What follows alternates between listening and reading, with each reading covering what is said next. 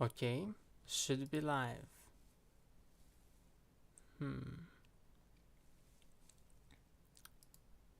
Is anyone watching this? Well, hopefully somebody will join. Lol. I mean, not necessary, to be honest. The point is just getting the replay. Okay, I'm hearing myself, so yeah. That's enough of that. We'll close this. And yeah. Ooh, it's Skyro. Hey, Skyro.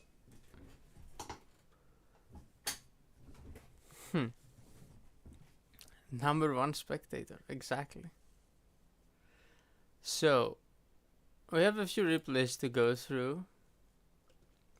And, we have to get them done soon-ish if we want to do the podcast. So, I'm gonna do them myself. Yay. Go me, right? So, yeah, this is the set. Yeah, we're gonna do Sparky versus Sequoia, and then we're gonna do you versus Warble again. I showed it last time, yesterday, but like that wasn't real. It was like just a show stream. But now I'm gonna do it, with the fancy thingy and properly to go into the Groove of War YouTube and stuff. Hopefully I do it well enough. It would be a bit annoying. Oh, I need to also open animation for commanders only, right? Because that's how Barrett does it. So I gotta do it how Barrett does it, right? I'm forced to. By law. Podcast happening today as well? No, I don't think it is.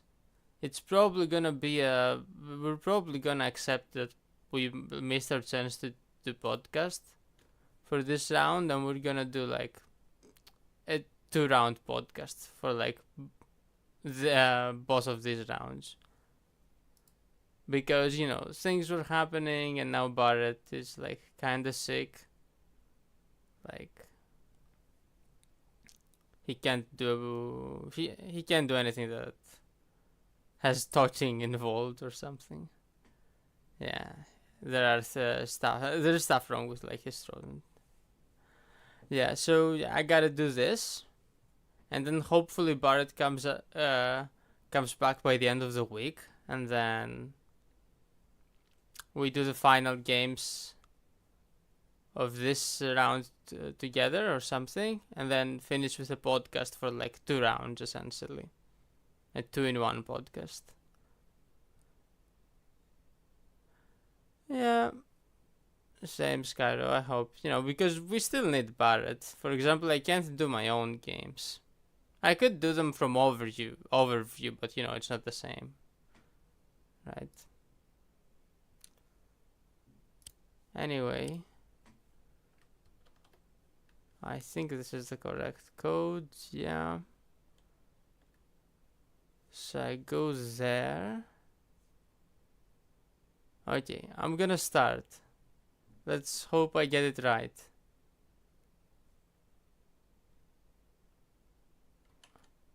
Okay, so I start the game.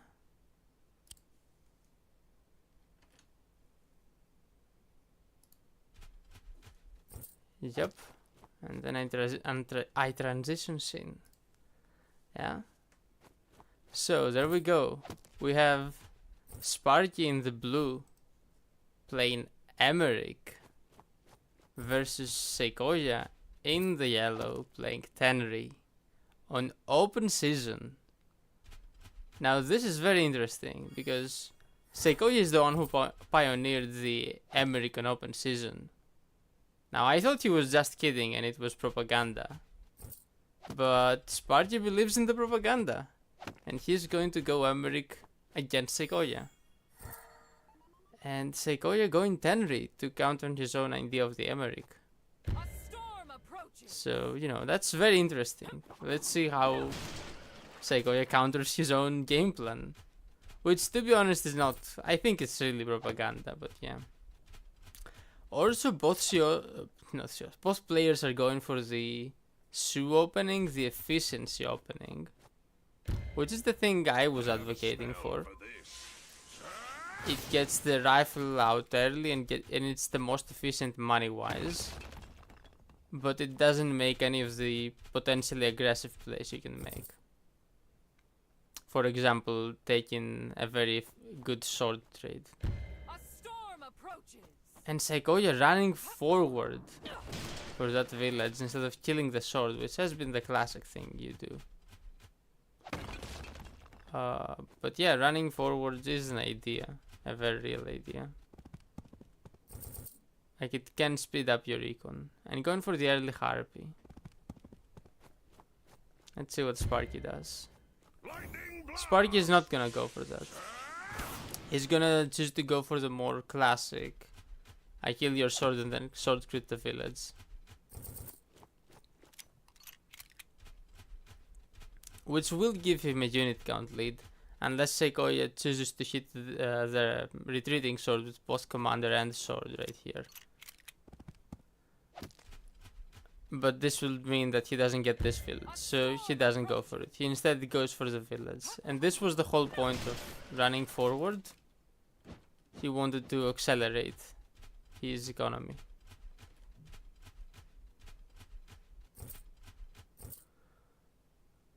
Okay, and now the openings have basically concluded. Surprisingly, no pikes, no early pikes from Sequoia, but we do see the early pikes from Sparky. He also goes for the Harpy himself. So yeah, the difference is like Sparky has the 2 early pikes, whereas Sequoia went for the Knight. And also Harpies are both on Emmerich's CO side, not on Tender's side. Okay, Knight also coming out of this side. Yeah, so both players also agreeing with the weak side Knight idea. Harpy gets a free hit on the Emmerich. I mean, it doesn't really matter too much, but it's nice chip. Ooh, that's even nicer chip. Sequoia finds a kill on the sword with Sion. But Tenri is in a bit of a dangerous position. Not too dangerous, yeah, you don't die there. It looks dangerous, but there aren't enough units to do much of anything to you. So yeah, nice kill by Sequoia. That does give him like a minor lead.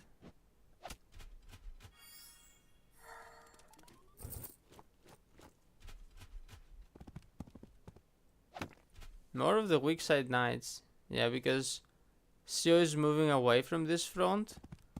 So those knights and pikes with the help of the rifle will be able to push back and grab this icon. Okay, but Sequoia brings Tenri back there slowly.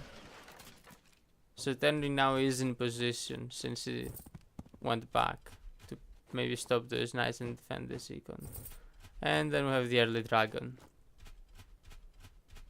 I mean, a very good game from both players. No major mistakes. I don't think I see any mistakes. Any big mistakes. Okay, I guess this hit was pretty free.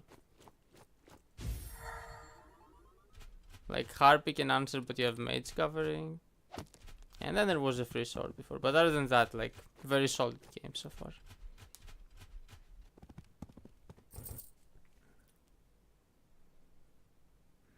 Now, Sequoia has tier 1. So he goes for a bit of an attack. He doesn't finish the knight. And he can't really get a big groove play. Like, there isn't a very big unit he can yoink. And he can't yoink both mages. There are 2 mages. This is really well played by Sparky. Because he has 2 mages, then he can't yoink one of them and go in with the dragon because they're still the other mage. So the dragon will still get hit. If there was only one mage, then Sequoia would just walk forward with Tenri, grab the mage, kill it, and his dragon has free reign. Ooh, but this time this mage is exposed.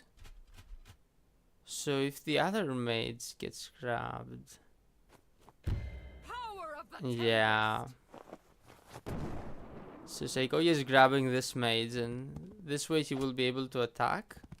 The other mage also gets killed, yeah, and the dragon can just go in. That said, the dragon did not have any very big value targets to hit, But still, having a dragon that can get essentially 3 hits is really massive.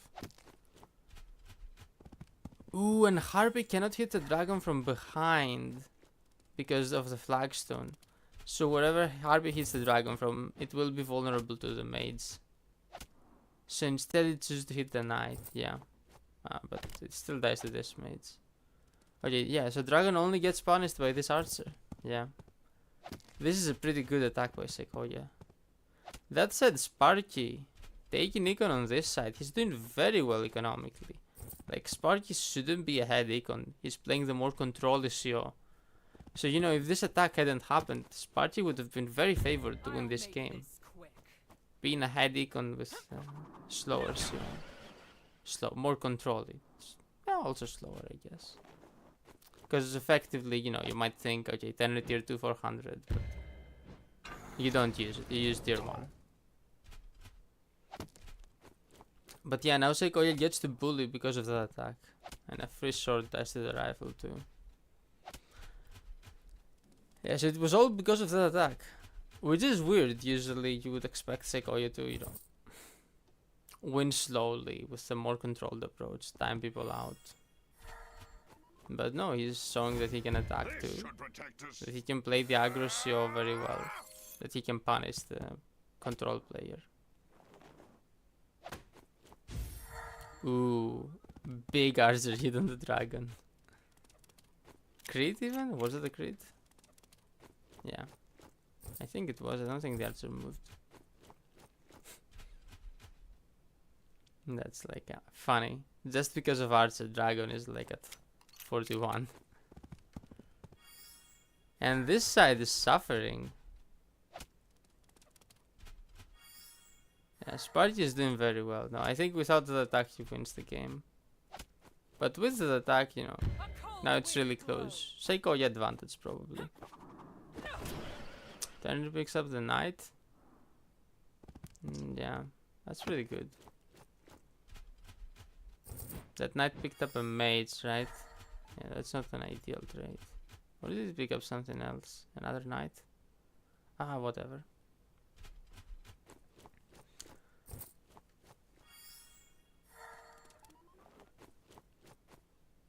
Oh, I remember when we were watching the game live, we were talking about whether there was a lethal right here. I think it was very close. I don't remember if there was actually a lethal or not. There might have been. I'm not sure. I'm not sure.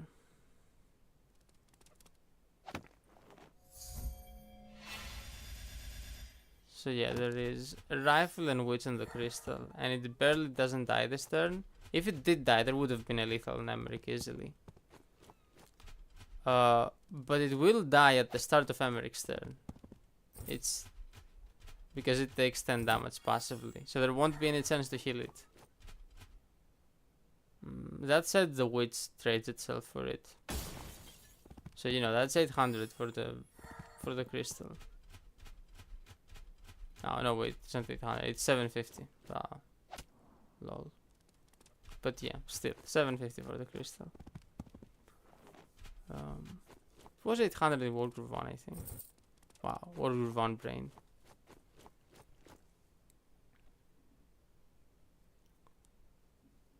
But yeah, now it looks like Sequoia is taking the lead on Econ.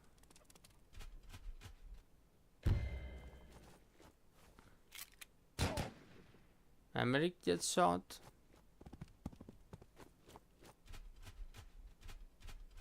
But nothing else. Yeah, just harassing Emmerich a little bit.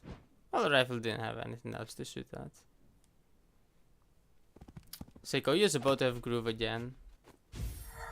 Whereas Emmerich, I mean, he can get a tier 1, but you don't really want to play Emmerich tier 1 most of the time. Especially in this kind of position, I don't think it does much. Like super early, or in a really brawly game state maybe. No, doesn't like brawls. Tier 1s with Emmerich are maybe to support a tier 2 that's already down. That's when they're really strong, I'd say. Ooh, yeah. So those hits down there are to give Tenry Groove, and this sword is suiciding on Emmerich. So this is death. There's gonna be a Tenry Groove. Yeah, this knight here will strike. Yeah, and that's the game. I mean, Sparty was doing really well. He was a bit behind after giving that attack, but the game was very playable. But he just blunders lethal here. Yeah, this was too many sides empty. And The wind rises. next to tiles that allow suicides too. Yep, and the style bringing the knight here to make the crit. And it overkills by like what, 14. Yeah, and Sequoia is going to take it. I mean, yeah, pretty good game by both players. Sparky doing surprisingly well at the start. For a second, we thought, you know, will Sequoia lose to his own strat? But no, he finds the attacks, and he ends up taking the game.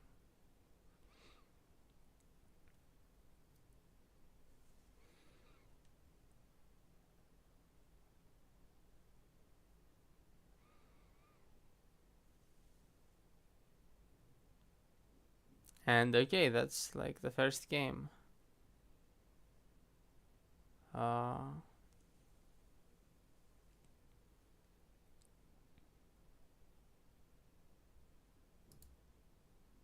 Let's go back here. Let's close Wargroove and reopen Wargroove. Meanwhile, I need to change the things. The colors change? I don't think colors change. Oh, we take this out to make the thumbnail. What are the COs for game 2?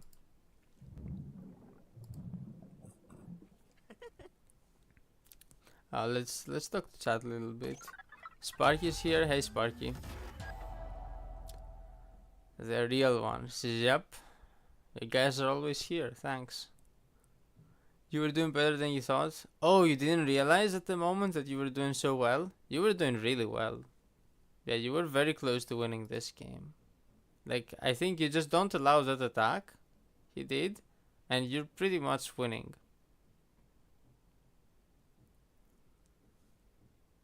Like, you just don't have to... You just have to not let him get that attack on you. And you're actually winning, Sparky. Like, I swear, Tenry beats Emmerich. In those type of positions. Did I say Tenry beats Emmerich? Emmerich beats Tenry. Yeah. Tenry needs to find some attack to win. And there are few ways she can get an attack. Like, one of them is getting your mages. Just don't let her do that, basically. And also don't make really big units, but like, Emmerich doesn't need to make big units. You weren't spamming golems.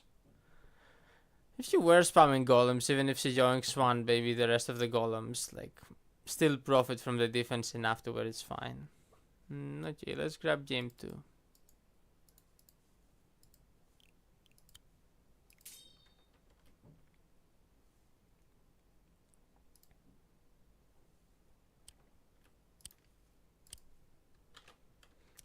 And let's fix the stream tool thingy. So for game 2, Sparky is pistol. Oh yeah, and Sequoia is Koji.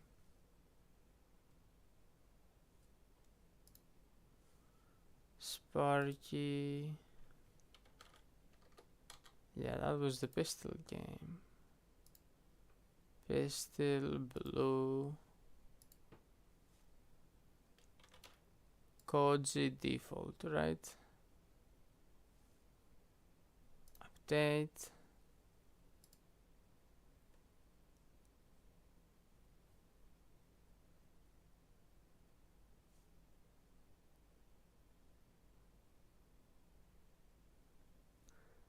Okay, and this is the thumbnail.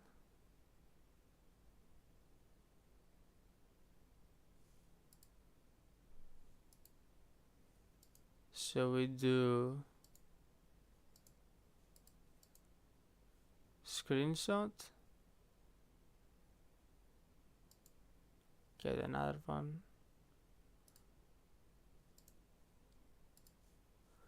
Okay, we got the screenshot. Now, I add the win back to Sequoia.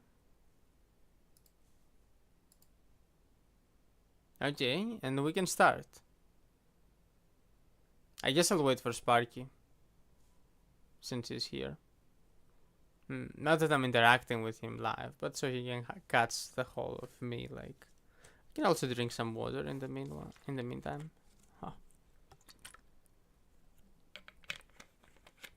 water moment.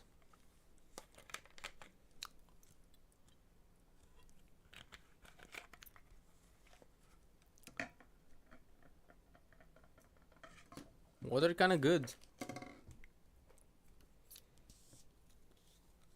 Yeah, nobody knows how to count, indeed.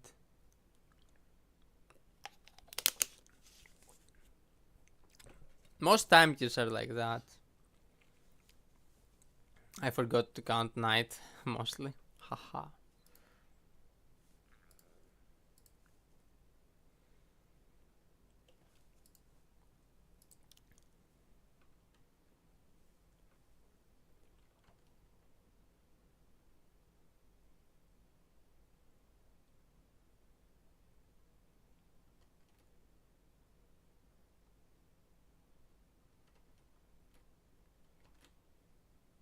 Well, Sparky, say something when you're back. Wow,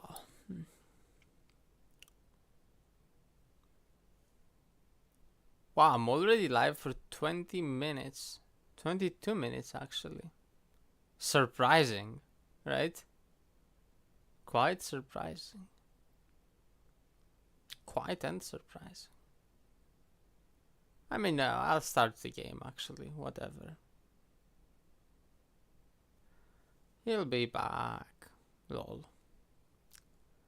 Okay, so again, to start the game, water diff, new excuse for lost matches. Exactly.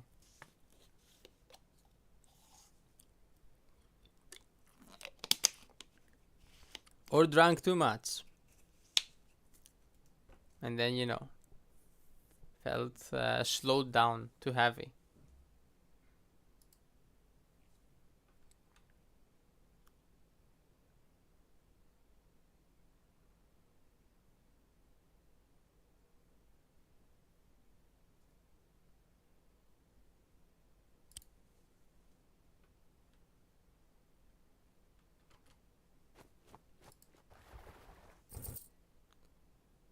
So, game 2. And we have, again, Sparky in the blue. As Pistol, surprisingly. Pistol not banned this time. Facing Sequoia in the yellow. Oskoji. On Heist. And I still have no clue how to open on Heist.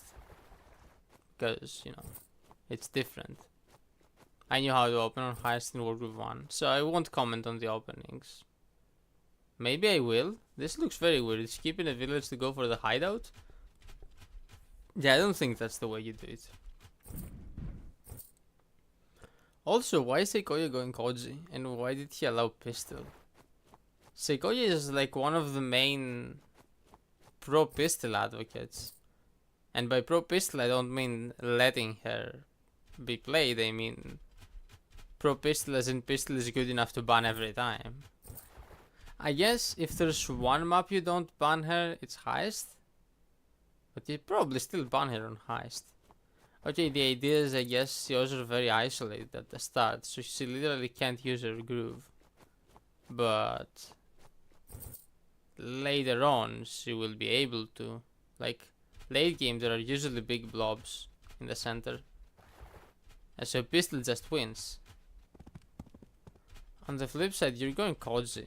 And Koji's doing what? Lethaling you later? I mean, Pistol is killing your army later. Probably Pistol is just better Koji here.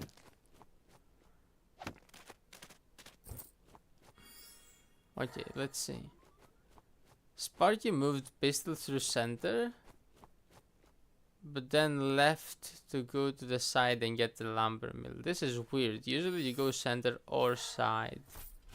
Yeah, and this is allowing Segoyo to get a pretty good heal with Sho. Get a very nice steal here immediately. Like, Pistol rushed to get this village, but this became a liability because the thief immediately stole from it. So this is looking really nice for Segoya. And he's also decapping this mill, yeah. So it's not like Spark is gonna have a big mill advantage. Yeah, no, this is looking really good for Segoya. And not that good for Sparky. He's running his show to the edge of the map, to the mill that he already has secured pretty much.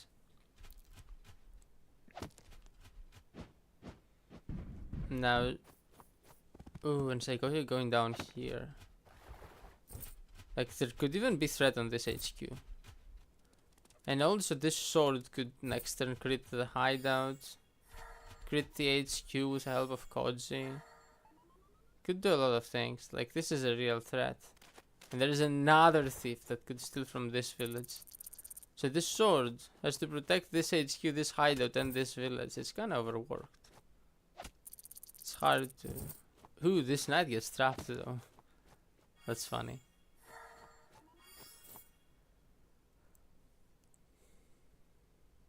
You probably had to trap the knight a little bit. Okay, so not going for the HQ or the hideout. Koji is instead gonna go for this village. Okay, the knight stands here and does some damage. Harpy also hits for free? Yeah, for free.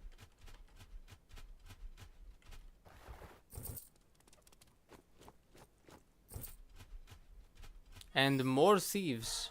More thieves being built by Segoya. He decides to just, you know, grab everything, saying, I have advantage in the center. You can't stop me. I'm gonna get a bunch of steals and deposit. And then I'm gonna be up money. It doesn't matter that you have both lumber mills. Oh, but his knight is gonna die. Yeah, that's pretty big. Pistol now has groove, but it's not useful yet. That's the thing. It's like it can't do anything yet. The problem is, in a few turns he'll have tier 2, and then by then there will probably be enough units for it to have like some like massive effect. Okay, and we see 2 steals here. And the lumber will get flipped immediately when Pistol leaves. Also no change here. Or wait. Wait, does it send through neutral wheels? I actually don't know. Wow. Well, even if it does, it would only be Harpy and a sword. At the end. Well, Harpy and 3 swords also, not too much.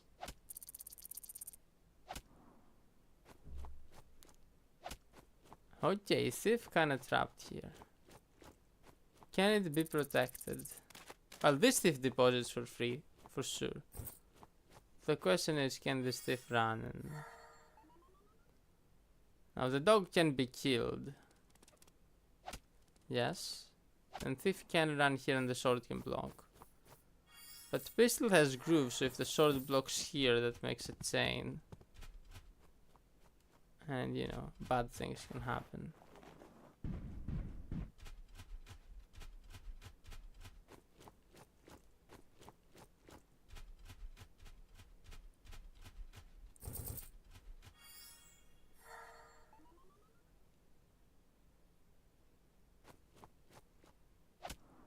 Okay, thief just dies. Knight goes in, another thief dies. Oh, Koya is dead. Yeah, if Pistol can get tier 2, Koya is dead here. Let's see if Sparky gets it. He's attacking. He's very close. No, he doesn't do it. He had enough. He had 2 more attacks on villages. He could have gotten tier 2 here. And this was death. Like, Sequoia was dead here. Dragon, Harpy, tier 2, and then Dragon and Harpy. Actually, you need to strike with Harpy first to get enough for Groove. Yeah, so you strike with Harpy as you did here. You take the other attacks, then you get enough for Groove. Koya was at 55 before his turn, now he's at 60 exactly. And then Groove plus Dragon would have killed the 55, so with tier 2 Groove. So yes, Koya blundered lethal here. But it wasn't caught. Oh. Oh no. Is he now gonna have lethal himself after blundering it? Ooh, yeah. That looks like death. Dog hit. Yep. And then dog crit does 30. Yeah. Bombs plus 2 sides open plus like weights. It's just death. And wow. Sparky could have won both of those games. Sparky could have taken this 2-0. He had ways to win both games. He straight up had lethal last turn. But instead, it's Sequoia that will take this set 2-0 and proceed to the winner's finals without dropping a single game.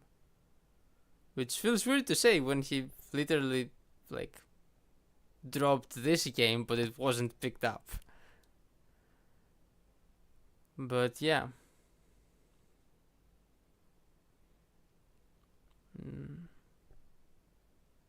Pretty crazy set.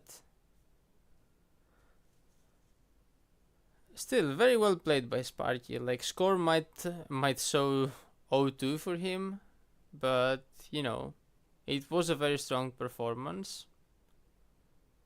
So, we could see him make a pretty big losers run.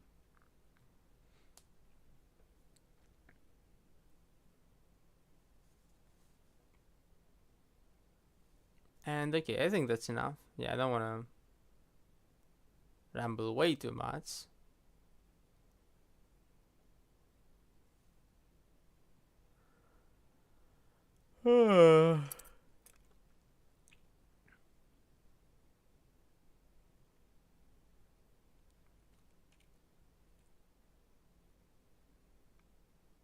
Now I gotta close Wargroove again.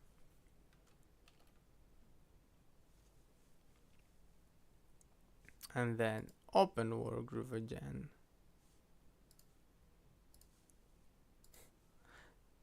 Some poor guy is like on ranked trying to find games for like the past how many hours? Like many hours. God damn.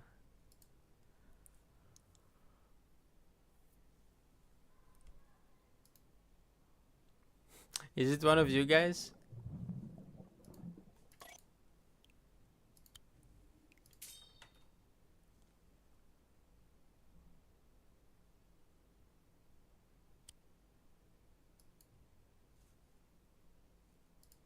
Let's see, what set are we doing next?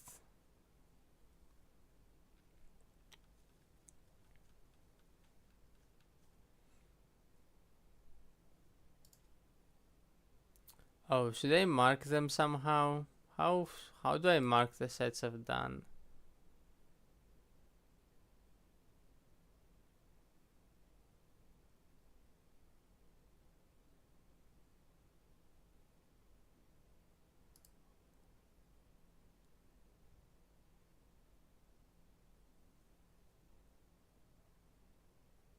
Huh. What?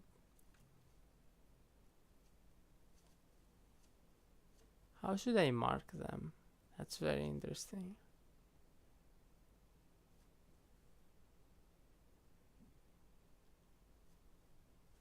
I mean, I don't have any unique identifications.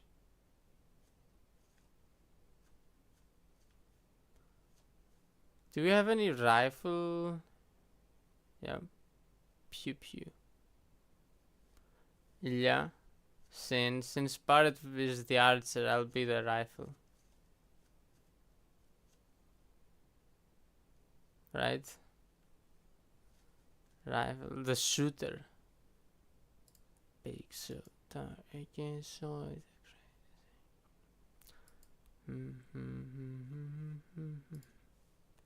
Okay, mark them with shooters. Okay. And we're gonna go to Mr. Cat versus Spodius.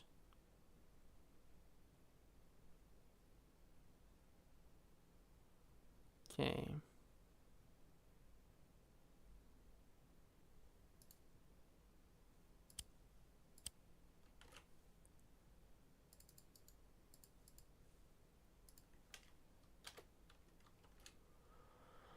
Let's set it up. So Spodius, copy.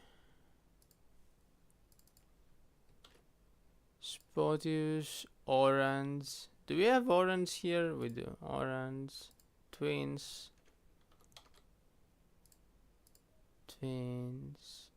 orange versus Mr. Cat, purple salmon. Mr. Cat, purple. Oh, is it still green finger? It's still green finger here. Green finger.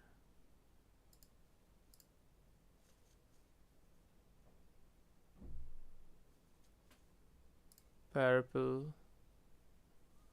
And this is losers round of 12. Losers round of 12. So it should update now. Oh, I'm still on this VS screen.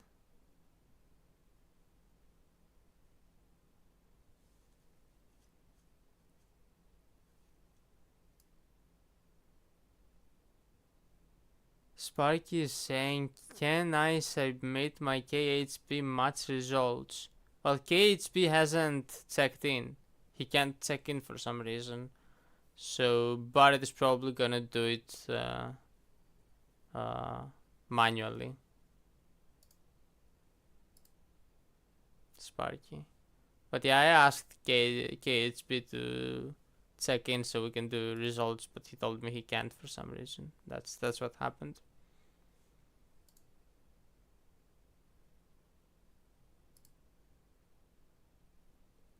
Okay, we got the screenshot. Spodius twins versus Mr. Cat. Time to drink some water though, because voice is happening.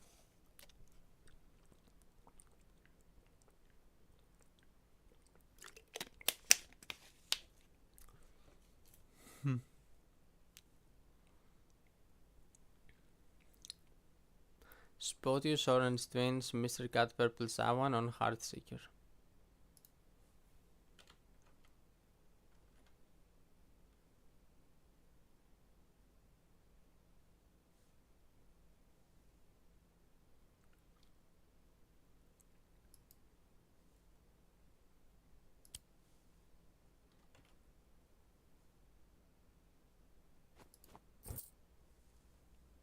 Okay, so we have Spodius in the orange playing twins versus Mr. Cat with the purple Zawan on Heartseeker. And, you know, Heartseeker, a newer map, a Skyrim map, and a really strong map, to be honest. But people are trolling the openings on it, as you can see. This is not how you open. Yeah, Mr. Cat had no clue how to open, and neither did Spodius. I guess that's better. At least he didn't break with the sword there, just standing in front of the gate. But yeah, you need to send one sword straight up for sure, regardless of whether you're going CO up or CO center. And also, I've shown that CO center is actually better. I mean, I don't know if those guys saw my game where I showed it versus Sequoia, but you know. CO corner is still okay, but CO center probably a bit better. That said, KHP did some things pretty well against it. But it was mostly that I didn't know how to respond to exactly KHP's weird stuff that I fell behind Econ. Not that his more corner approach was better. That said, what's up with this? Why is Spodius taking everything here? Yeah, Spodius has everything in the center. He's the worst CO though.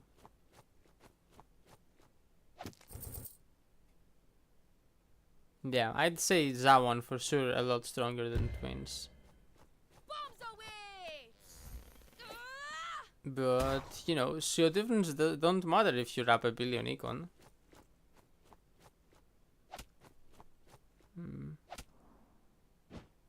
And he also picks up a free unit. Yeah. That said, Mr. Cat CO has centralized and will be able to flip those villages. Whereas, Spodius CO is stuck in the corner because no soldiers are there to help. Okay, yeah, one is already flipped. This knight will flip the other, right? That is in range. Yeah. No? No? Doesn't break this? Huh. I guess next turn you break this with CO and then knight can do something else. Speaking of knight, I'm not afraid of you. like I would expect to see more knights in the very corners to grab those, but nope. Instead, the early golem, and golems in this map are really good, but I think getting a few knights to secure Econ first is better, and then you can make more golems. You know, if you have more money, then you make more golems. Oh, thief was built. I failed to notice that. Okay, so that's why this wasn't decapped by the knight, to get the thief steal on it. So I guess grabbing this village isn't too good early, because they get an immediate thief steal. Ooh, yeah, and now Mr. Cat's position is looking very solid. He has the better CO too. Oh, but he's losing the villages here. Huh. And Twins are doing work up top. Which, again, good economically, but probably already kind of want your CO to centralize. Ah, but there's nothing to threaten them here. They just pick up Econ for free. So I guess it's still fine as long as... But yeah, they're gonna get pressured by Zawan here though. Like Zawan is gonna have Groove soon too. So yeah, Zawan can do that. Okay, this looks like a pretty free dog though. Yeah.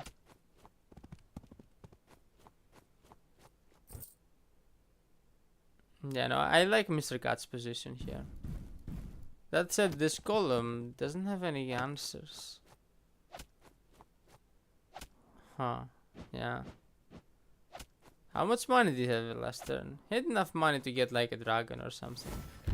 Orla, ready? Right? Maybe he barely didn't have. We'll see how much he has this turn. For sure he had the money to like comfortably save for a dragon.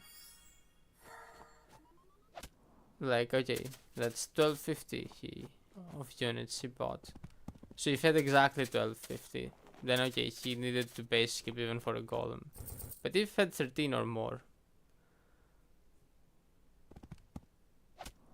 yeah, he probably had 13 or more. Okay, this turn he has 1580 though. He should get dragon or golem. Oh, but the attack last turn was a little too good. A little bit too good, yeah. That was a pretty big attack with tier 2 Groove by Spodius. And now Mr. Cat was just too late with a big unit. Yeah, Golem comes out now. But he's gonna lose his advantage. Yeah, he lost his advantage. He just gets bullied like this. And he was doing so well. But he was a bit too late. He walked into the flames. Yeah. His position was good until it wasn't. And now it's looking very good for spot use. And I was saying I'm not the biggest fan of the super early golem, but you know, if your opponent lets it go unpunished and lets it bully them, then you know, then it's good. If they let it be good, then it's really good.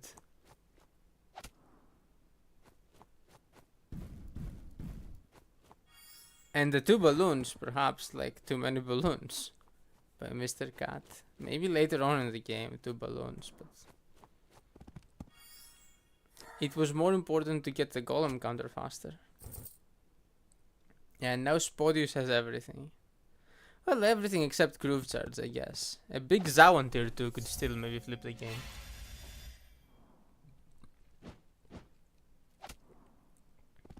Oof.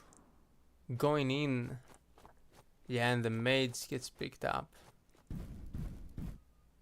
There is another mage though. This looks like a bit of an overextension by Spotius. He is very, very far ahead though at this point.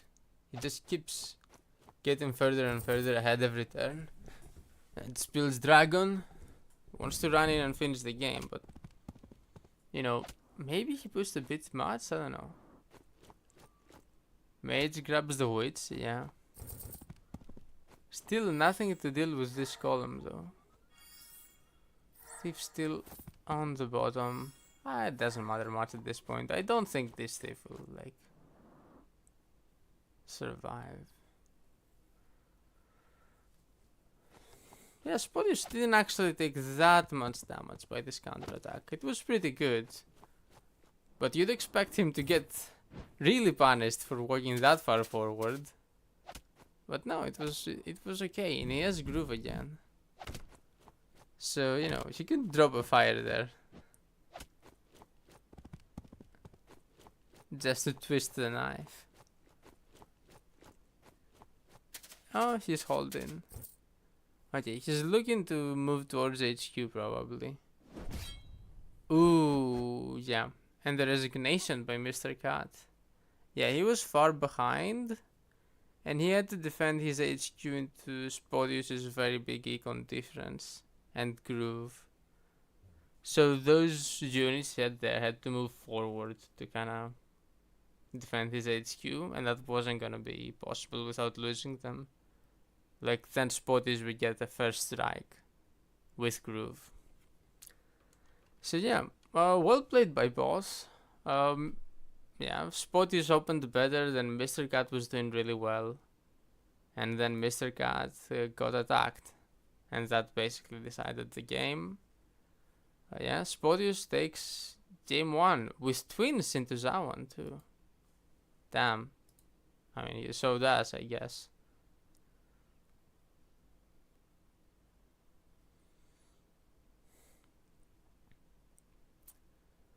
Okay, let's see.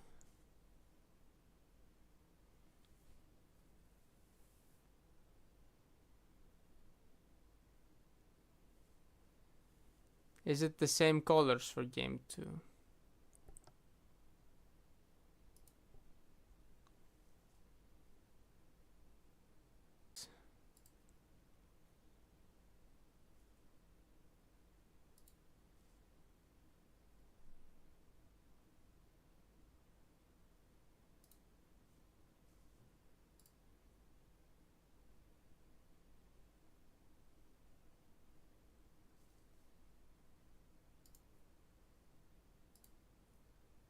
Did I get a screenshot?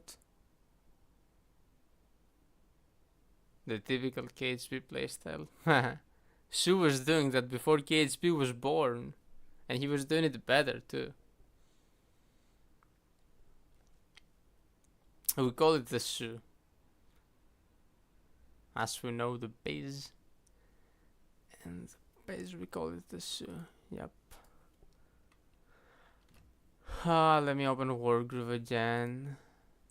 Okay, I got the thumbnail screenshot. So I give Spot his win back, I update.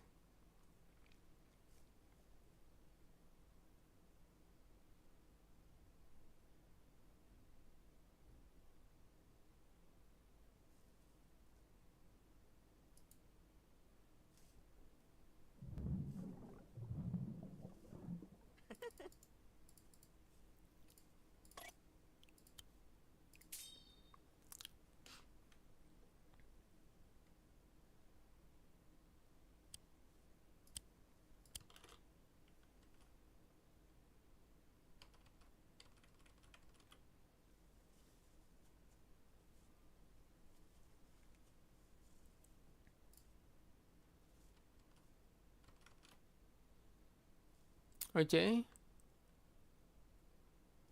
Okay, it looks like we're ready. Let's go back and forth for a second, because yeah, the first time the screen is kind of black for a bit. Yeah, and if I do the transition again, you see it's better. Yeah, so I'm gonna... Yeah, so every time I close and open world group, I should do this.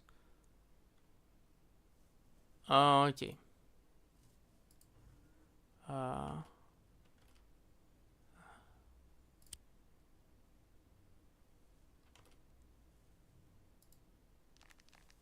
Okay. Game 2. And we have Spotius again in the orange. Playing Valder this time. Wow. Again with the rogue picks. Against Mr. Cat. Going purple again with the Zaman. And yeah, Mr. Cat is picking a very strong CO. Both times,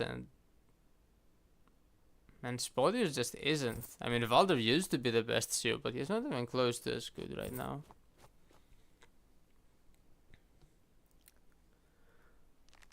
So, what are the openings? Spotius rushed through that village for a bit and then sent another sword back here.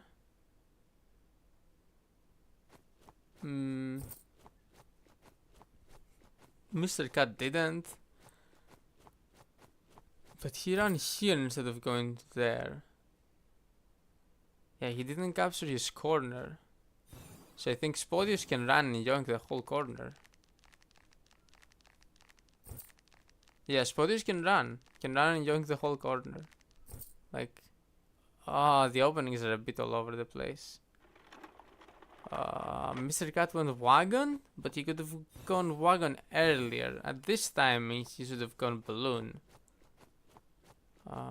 Like, you either do wagon at the earliest timing or do balloon one timing later. But he did like wagon later for no reason. Yeah, so both players probably not too familiar with the map. Spotius did like no transport at all. That's like the worst option. Yeah, this show is gonna be so slow.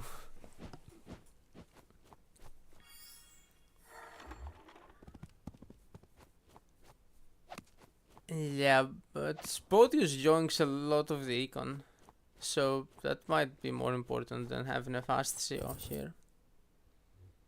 Especially since Mr. Catsio isn't that fast either. Could have been faster for sure.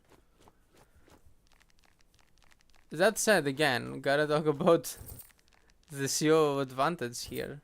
Very much in the favor of Mr. Cat, maybe even more than last game. Like, the nerfs hit Valder surprisingly hard. Ooh, and Mr. Cat flipping a lot of that econ this turn. Will move his CO to oppose Valder too, instead of going on the more aggressive side. He will support his defensive side. I don't love this. Like, so you can see the terrain here. You're kind of split on this side by this diagonal, which is like river, mountain, chasm, and you can't really move your army through this very easily. So your opponent can post here and split your army. Some units go there and some on the other side. So this can be really, really bad for you. So you don't want your CO to stay here. You want to play defensively on this side. Maybe defend with a golem or something. Or just, try to lose it slowly. But you don't want it to be your main side where you're pushing. Because you naturally lose the geography of the terrain. Okay, so realizing that he isn't doing too well, Mr. Cat moves his CO to the other side. And that's the other benefit of twin transport. Not only does your CO develop faster, but you can front switch them.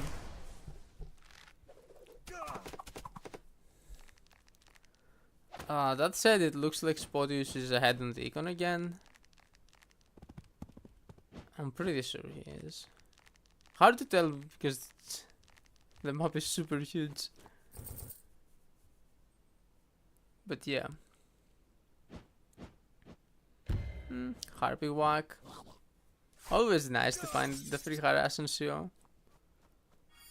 Ooh, and a thief steal. I didn't even see the thief. Yeah, I guess you can get thieves on this map. Aren't they kinda hard to get? I think hideout is like...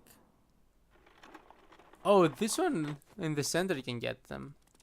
Yeah, the back one can get rifles, but you can get thieves from the central one, I think. Even though it's burning. Burning just means it doesn't do rifles, I think. Yeah, I didn't notice the thief though. But the thief is a pretty decent swing. Okay, let's see what happens. Okay, so draws his units back. Realizes he can't really fight here. Yeah. And the mage now goes forward. Yeah, so this harpy will need to leave. Go where exactly, actually? There are mages everywhere. Well, on the flip side, no mage here, so this harpy, by Spottish, gets a free crit on that sword. Harpies are pretty cool on this map. Sword knights, it feels a little bit of adventures by Webbies. Like triangle units are very good. Knight, harpy, mage. Though you still make golems a lot more than you'd make like bigger tanks and advanced wars. Golems are too good in Wargroove. Golems are so good.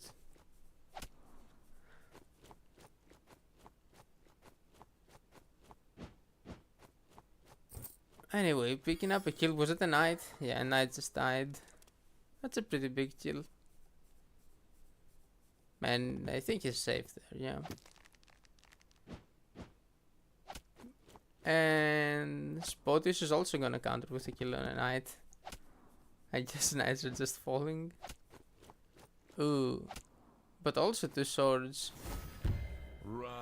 And that's tier 2, right? Yeah, Valor's gonna get a tier 2. Okay, one mage goes down. Sword no longer wants a sword. Is that all? Is that all that happened? Yeah, so that's why Valder isn't that good anymore.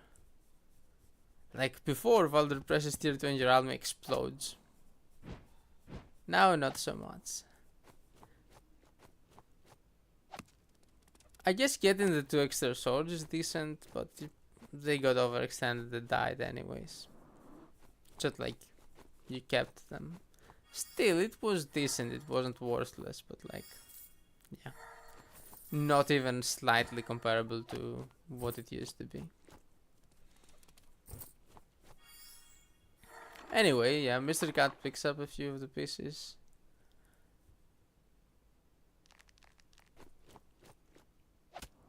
Spottish is gonna kill that harpy though. I don't know why Mr. Cat exposed it. It only hit a sword, right? Yes, I don't know about that. Yeah, knight dies. Oh wait. Is that one dead? No, I don't think so. No. Just deal some damage. Yeah, nothing could have finished that one there.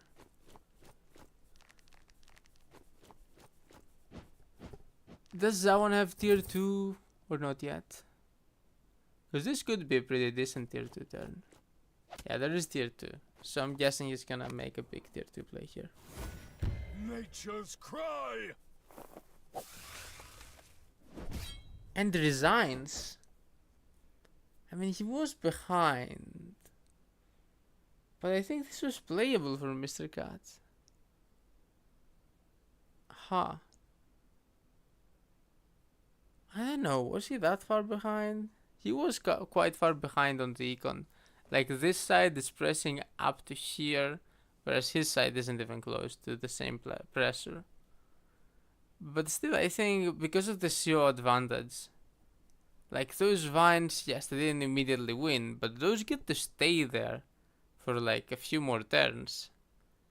So, you know, I would have stayed for a couple more turns to see, you know, maybe I can deal more damage over time with those vines. But yeah, Mr. Cat resigns, decides that he is too far behind to continue. And Spodius is gonna take this set 2-0. This means that Mr. Cat is out of this tournament, right? Yeah, this was losers round of 12. So yeah, Mr. Cat is out, and Spodius will make top 8.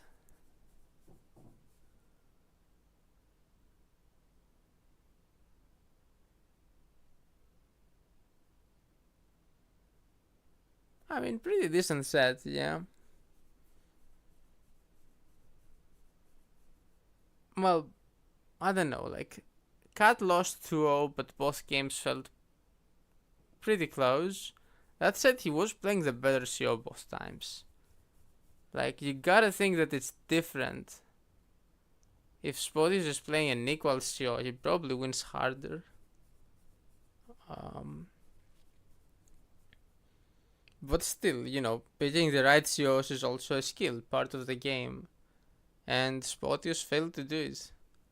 That said, he still won, so, you know, can't blame him too much if you got away with it, right? Anyway, we'll see. We'll see if he keeps picking,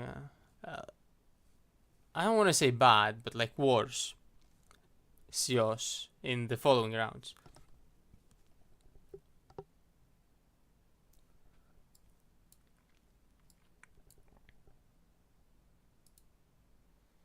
I mean, that one is everyone's main at this point. Kat always liked that one, if I remember correctly. But, like, there is so much Zawon in this tournament. He's like in the sweet spot where it's like hard to ban him, but really easy to pick him.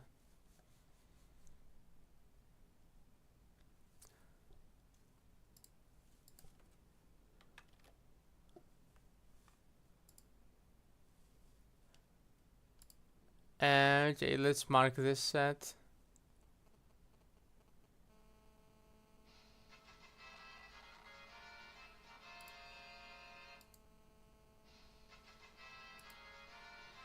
Somebody's calling me and I don't give a fuck. Yep, not taking phone calls, I'm doing a stream.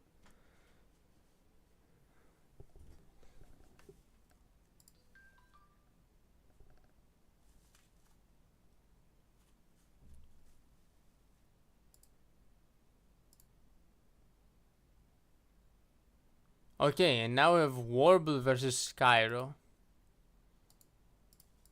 Again. Always repeat.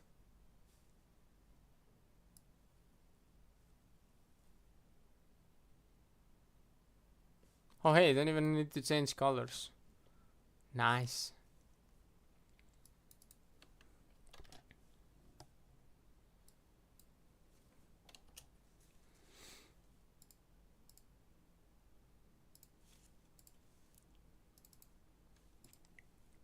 I don't like thinking about mains when it comes to Wargroove. Like, it's not like a fighting game, in my opinion. It's like,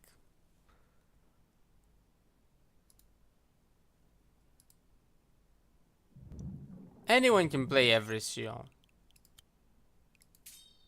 Like, okay, it's not the exact same. It's not like, there is like skill ceiling on COs and skill floor and stuff. But it's not that hard. Like, it's not like Smash level or something like that. Yeah, exactly.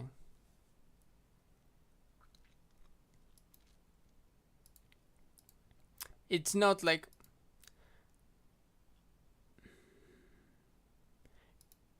CO does affect the whole game, but not to the same point it does like other games where it is the whole game. Like, you literally view the whole game from the perspective of your character or something. It's not that far.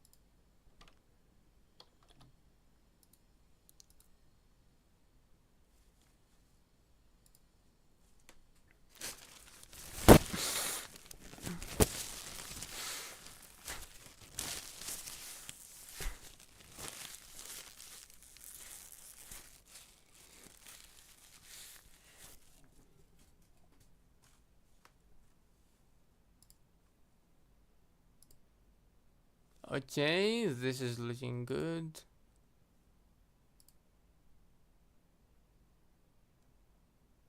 Got the screenshot. Warble versus Skyro.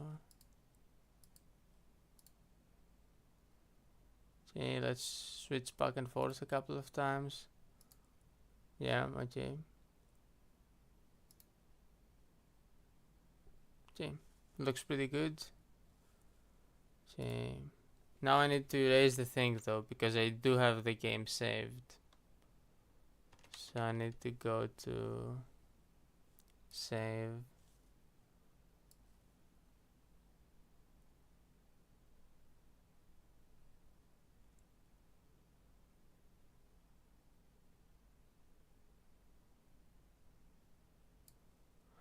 Take them out.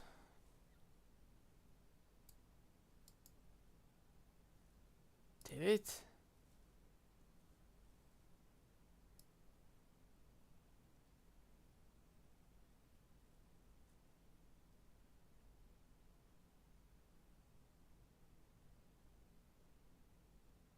I think I've taken whatever I need to take out. Okay, and okay, this is the screen. Winners semi-final.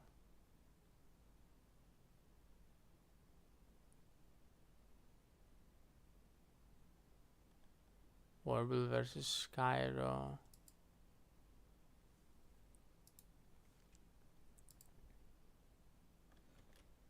Okay, I think I'm ready.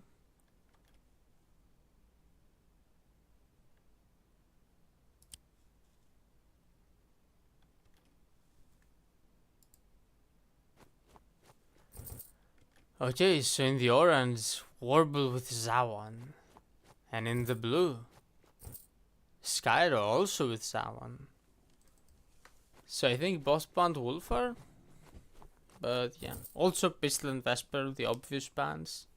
And yeah, it kind of feels like after you ban Vesper and Pistol, Zawan and Wolfar are the next best. And Wolfar is scarier to play and easier to play, even though I think Zawan is slightly better in theory. So boss players selecting to ban Wolfar just to not deal with that, and then just go for Zawan. Very reasonable. And you know, both Warble and Skyro, I feel like similar type of players, like all-rounders, good in general, very good at all the skills basically. Don't have like many pronounced weaknesses, and they play quote-unquote standard. And you can see that standard openings, I mean, okay, it's Headland. Most people are just playing the standard opening. Like in World War 1, it's funny. In World War 1, the thing with Headland was like everybody knew the standard opening, but you could go a lot. So Headland actually just is all about this standard opening now. I've tried to do something else and failed miserably, so you know, not saying somebody can't succeed later, but it looks like it's gonna be the most standard.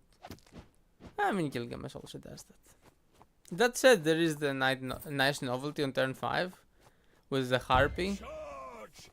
Skyro does that.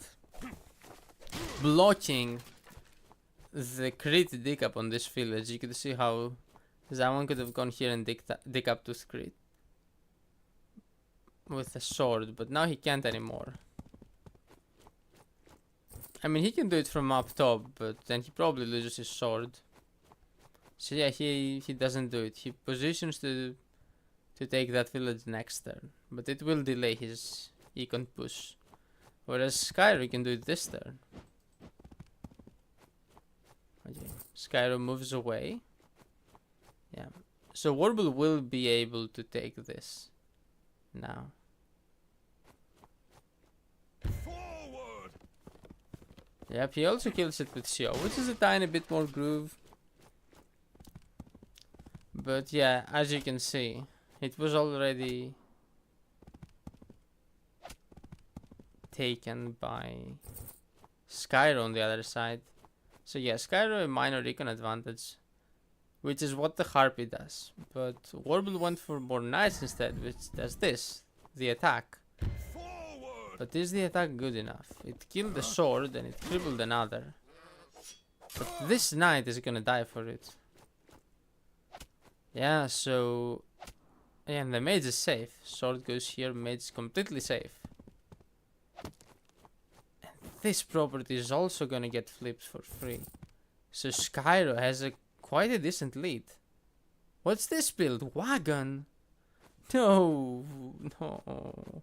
I mean, he can do it because he's in the lead, but like, there's no need to go for wagon. Like, it's not a good build on this map. Just make any other unit. More mages?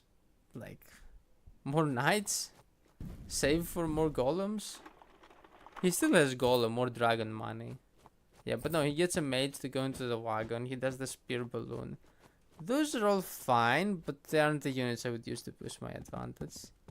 That said, still, it's not like he's gonna lose his advantage because he's building, like, not the most aggressive units. The onus is still on Warble. He has to do something now. Okay, he takes back the central village. It's still very playable for Warble. He's not like far behind. He's just like slightly behind.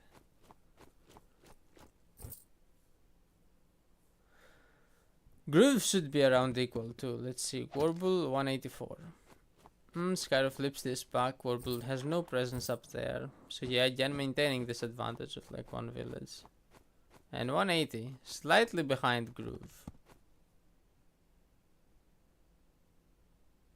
Oh, this feels like a weird position. If there's tier 2, does he get trapped?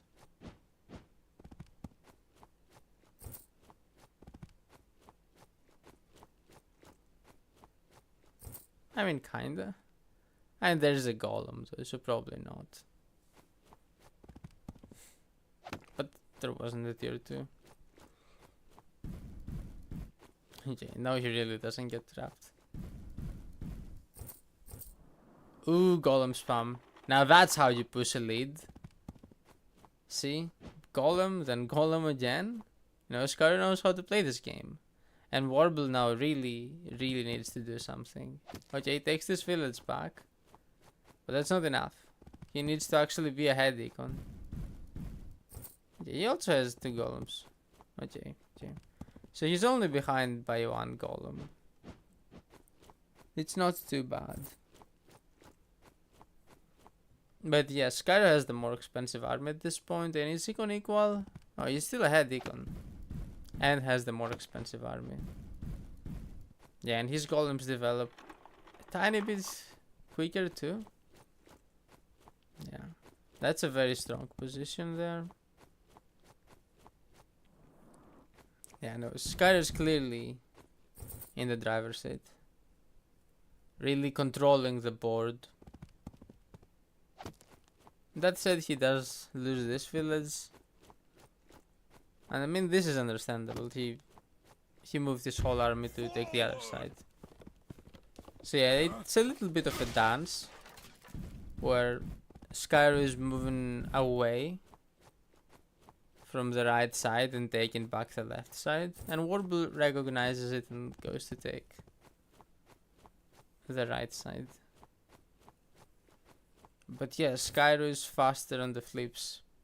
So he profits money again. So yeah, pretty big lead again.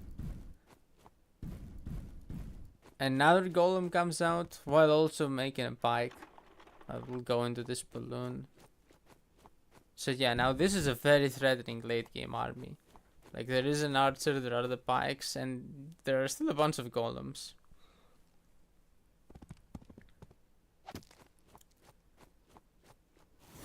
Okay, here comes tier 2. But this tier 2, this feels like it doesn't deal that much damage here. I mean, it's a bit of chip, but yeah, I don't think it's enough by Warble. I think Skyro, yeah, Skyro is very far ahead at this point. Like, this tier 2, I don't want to call it wasted, but it's not enough. And Skyro can now push his lead And if Warble tries to contest him at any point in the future, he just slams a tier 2 down and destroys everything. Yeah, those vines, 3 of the 5 vines just get killed for basically free. And now Skyro has tier 2 and Warble has nothing. So all Skyro needs to do is find the good tier 2 and he has basically won this game. Barring lethal blunders and the such and the like. Still, Warble, you know, not out of it yet.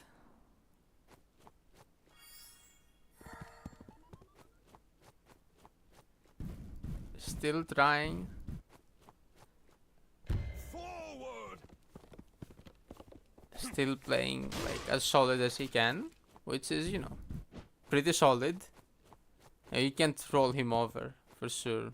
Like, this isn't the player that lets you just run away. You need to try hard and actually convert when you have an advantage against Warble. You don't just haha. Oh, I got an advantage, they just give up now and I win for free. This doesn't happen. Nature Okay, will here comes tier claim 2. you. Okay, behind Warble's army. And goes in for an attack. Doesn't find a way to whack the archer. Whacking that archer would have been very strong. I'm pretty sure there must have been some way to whack this archer. That said, still a pretty good attack by Skyro. Can Warble do something about it, or will this be how the game ends? Like, this has the potential to be a game-winning attack. Okay, walks the vines a bit. One falls. Charge! And you know, it's fine. It's funny with like Greenfinger. The vines protect your army. That's how it's always been. But with tier 2, because the vines are so useful and they deal damage over time, like, your army should also protect the vines. They are like kinda quasi-combat units too, in a way. You don't want to just let them die. Deal a lot of damage. And you know, that's the other problem. Okay, your army needs to protect your vines, but after it does, well, now all your army is exposed. And then they get first strikes for basically free. Forward! So, you know, your army needs to protect your vines, the enemy army needs to clear the vines, but they need to be careful not to die doing so. And that's like how this matchup works. And it looks like Skyro, you know, got the better of Warble when it comes to the intricacies of the vines, I guess. It was also the econ, probably mainly the econ, I guess. Like, he played them up better too. And yeah, that's a huge blob. That's so much army. And, you know, it looks like Warble is just gonna get crushed. Charge!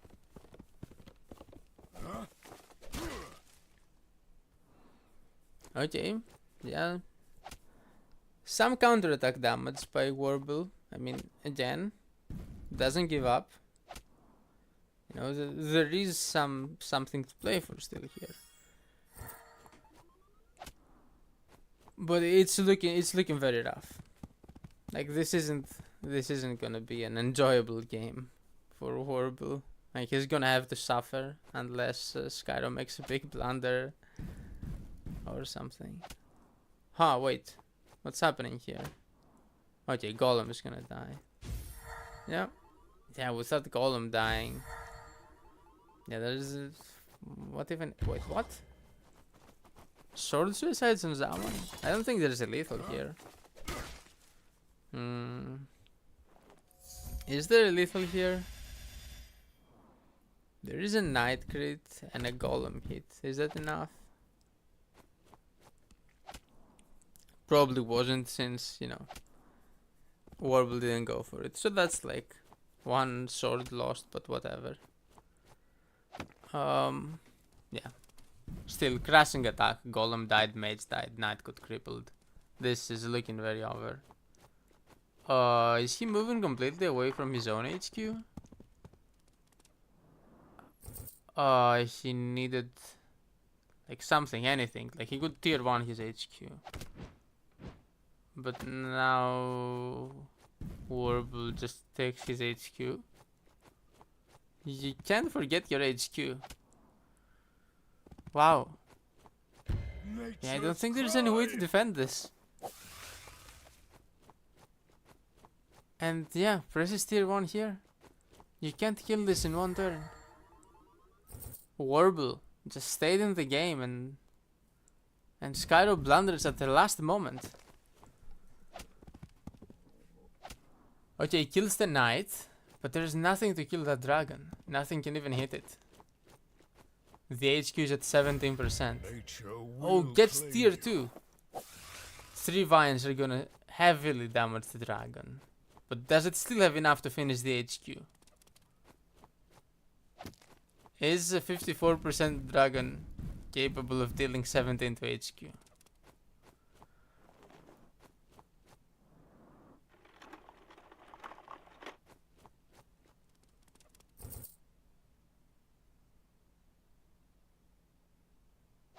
It is! And Warble takes the game. Wow. Crazy. Yeah, he was, you can say it with the kill score too, but he was behind the whole game. Skyro played the opening better, she played the mid game better, he used his groove better. But at the last moment, at the very last moment, he forgot his HQ. You can't forget your HQ. And then it's all over. Just like that. Warble is up 1-0. And that's a very, very important set. Losing a game that you really should have won on such an important set, like this will decide who goes on to winners finals. This must really hurt for Skyro.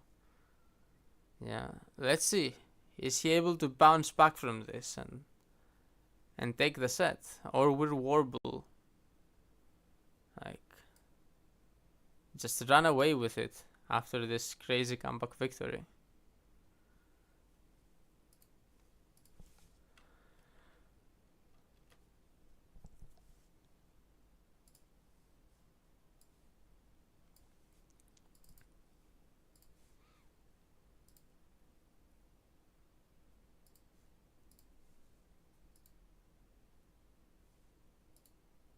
Okay, and we have like one last game to do for the replay stream.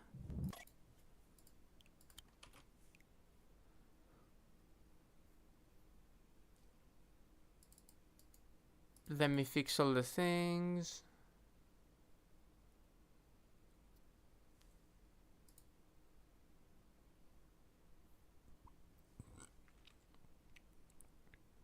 Oh, nothing is different. That's funny. It's the exact same. It's the same deviled egg.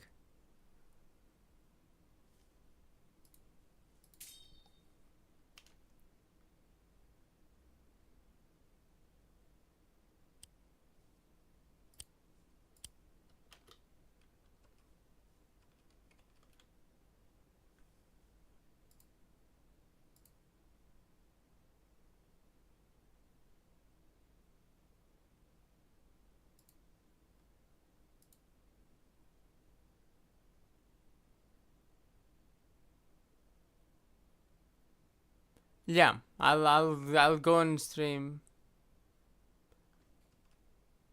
Oh, is it yellow this time? Oh, I didn't notice. Okay, so I do have something to change. Nice. Thanks. Yellow.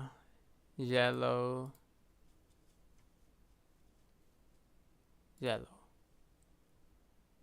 Wait, it's orange and yellow? That's weird. Thanks. Okay, so now I take a screenshot. Wait, if I swap like this, does it say? Yeah, it doesn't say game to right. Now I give Warble back his win.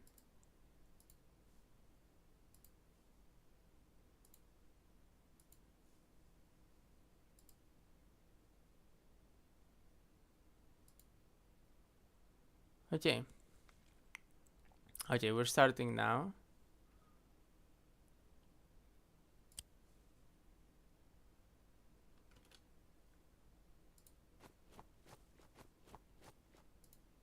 And we have Skyro in the yellow this time, playing Zawon again. And this is his game 2 against Warble, who is also playing Zawon in his color, which is orange. I think Warble is orange every single time. On Gilgamesh. And yeah, this should be standard again. Very standard players playing on the 2 standard maps and doing the standard openings. I like it. You know, I consider myself a standard by the book sort of player. Some might even say I wrote the book. The supporting sword. We didn't do that back in World War 1 too much, but now it has become standard.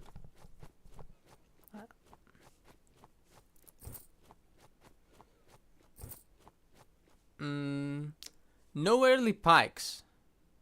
Okay, so because there are no early pikes by Warble, Forward! this means that he can go for a very early Dragon Rush. Now the Dragon Rush can stop the very early village push on the center. And I think Skyro is going for that super early village push. He saw it recently. And he's going, but the very early village push is something you do to counter the early pikes from up top. Yeah, but there are no pikes, so Dragon can come to stop this. That said, mage from here, it can develop to here and guard the knight a little bit, but you can probably kill it with a dragon and then defend a little bit. But no, he doesn't go for it. Yeah, he sees the dragon and decides, you know, okay, I don't want that smoke. Charge! Which is perfectly fair. But this makes his build of like 2 knights a bit iffy. And no knight is pushing the corner, even though there are no packs to defend it. So yeah, this isn't ideal by Skyro. This isn't ideal. He tried to go for the center push, then abandoned it. Okay, and now he's retreating Zawon. So he's not gonna go for this corner at all. And he's also going for a dragon of his own. Yeah, Warble is in a way better position in this game. And Warble is also up 1-0. So if he takes this game, he'll just win the set. And, you know, many of us thought Skyro was the favorite for the set, but... You know. And Skyro was winning game 1, so... by a lot, until he wasn't. He was winning until he wasn't. Let's see, maybe this is also gonna be a comeback. Maybe both players are gonna win the games they were meant to lose. Okay, Warble taking that village too. Yeah, he has a big advantage now. Like, his position is better, he has the extra village.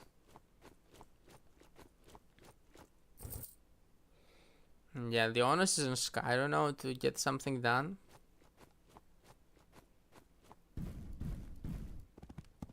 Okay, and he tries to flip this village, won't even fully flip it. But, you know, at least he takes it out. You know, trying to reduce the advantage of Warble. But Warble immediately goes in and kills. He has tier 1. Okay, another sword falls. And the 2 swords will also kill a sword. And tier 1 here? Nature will claim you. Yeah, tier 1. The question is, can this dragon be hit? If this dragon can be hit, then, you know, it might be good for Skyro, but if it can't, then he has to retreat from here, and the game is gonna be a struggle. Charge! Okay. Skyro's Zawan is gonna whack the vine. Has he found a way to hit the dragon? Mage kills the sword? Dragon will one-shot the vine, and the mage kills sword. Does golem plus sword kill vine? Oh, it barely doesn't. And he resigns. Damn. Yeah, so he must have thought it killed, and then at the last moment saw that it doesn't. And by that point, all his army was exposed. Yeah, he couldn't retreat anymore. All his units. He used all his units to break that vine. And then, he saw that the sword couldn't do it and had to resign the game. Damn.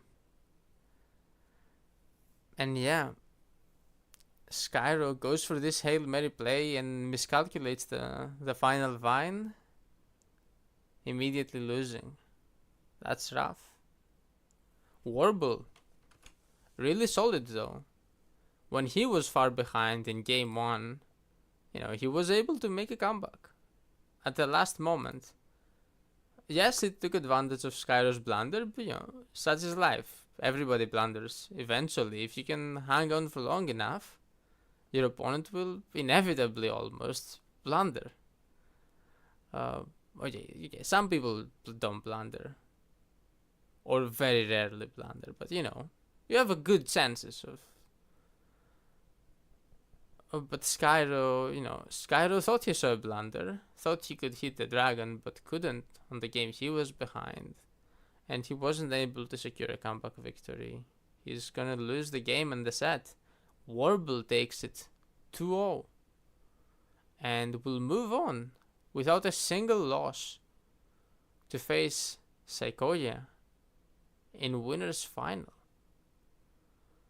And Skyro, who was one of the favorites to be honest,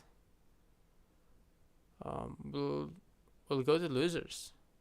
I mean, Warble was also super strong to be honest, but the Warble hadn't shown too much right before the tournament. Like, he had some very good games, mainly against me. He upset me back in the qualifiers, but then he didn't show himself for a while. Whereas Skyro was grinding games and was improving so much.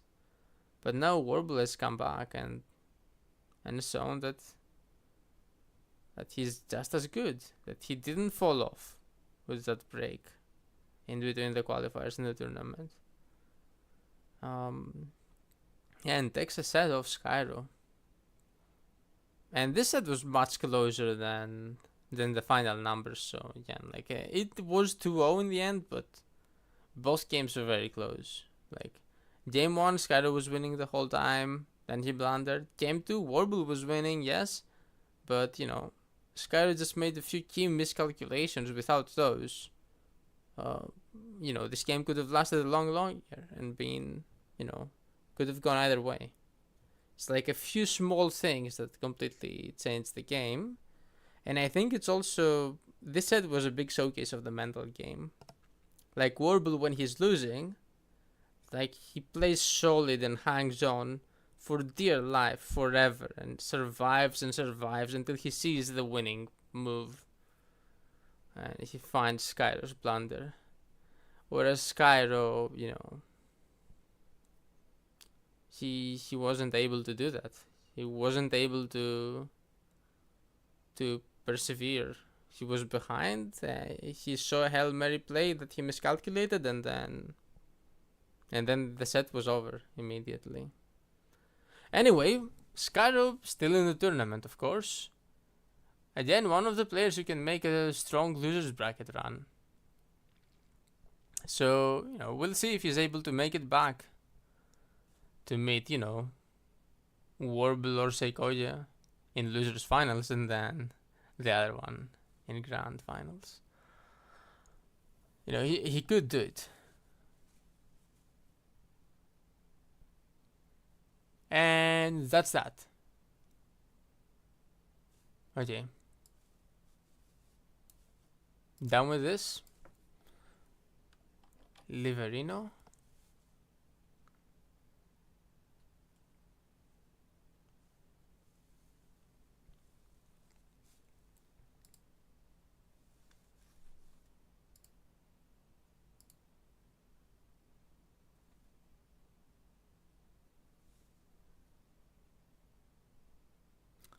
Oh, actually, let me open...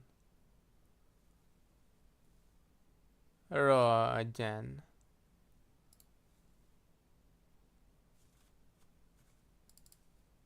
Yeah, why not?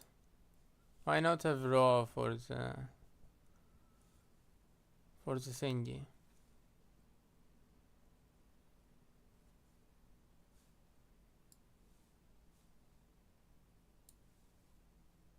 Oh, I need to redo it. Damn, I didn't save my things.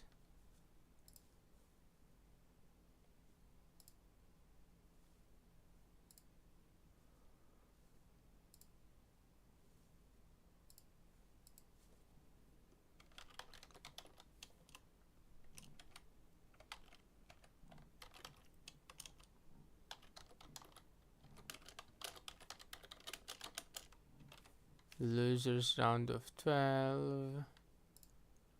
Okay.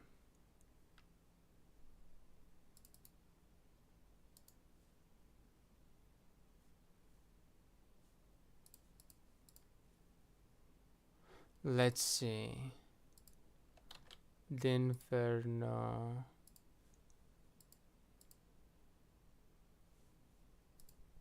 When did the game start? It started like 14 minutes ago, 15 minutes ago. It's fine.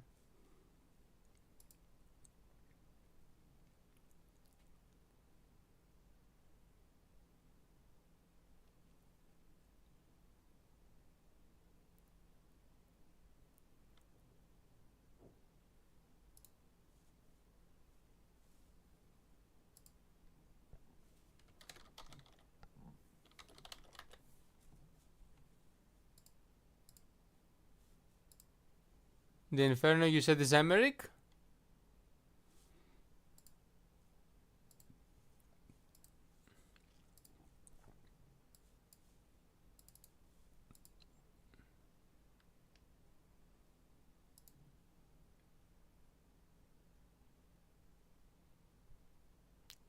Okay, let me ping again. At stream spectators done with replace stream now transitioning to Sedgehun versus Dinferno live.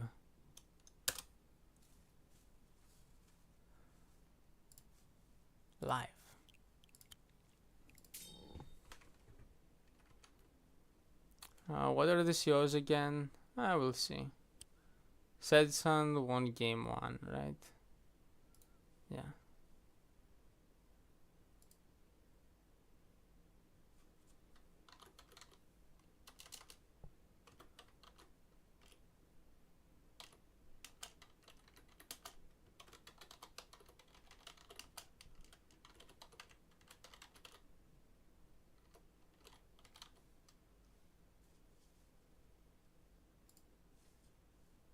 Okay.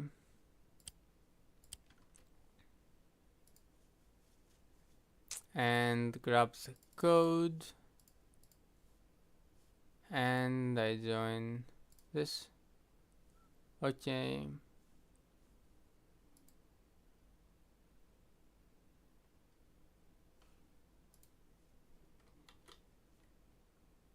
And go. Okay. Let me fix the thing for a second.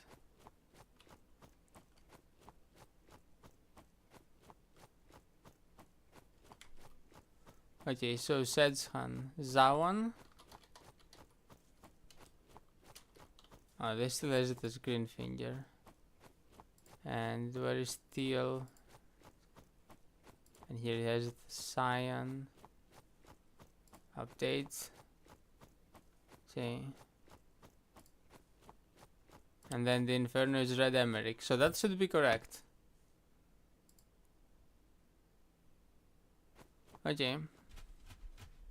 It'll take a while to catch up to live, so with the slow thingy. So there is some time for people to join. Okay, Sedgehun is going for the aggro opening. Let's see. Dinferno also going for the aggro opening.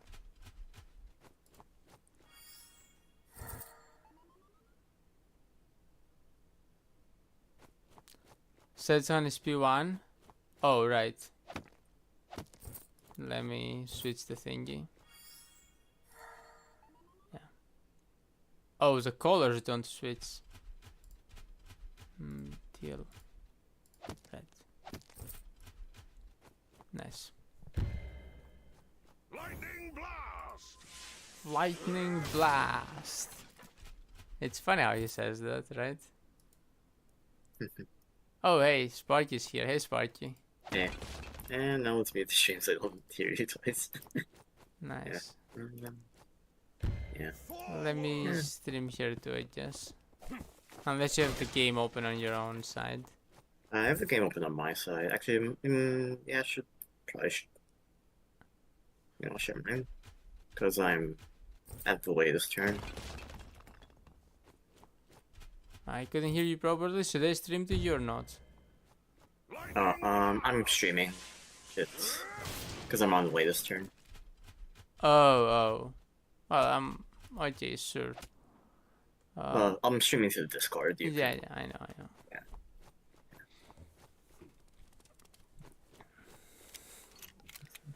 Yeah. Let's see what's happening here. There was an opening in accuracy from Sedgehun, I think, because he sent Mage back to cap the backville. Oh. So now he gets the punish, right? Yeah, with the sword dying. Ooh. Ooh, and he didn't even get to hit the other sword.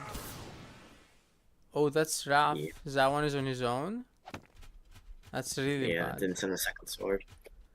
Or a second, sure, yeah. Yeah, you're not allowed to not send the second sword there, basically. Yeah. Sui has been saying that forever. Yeah,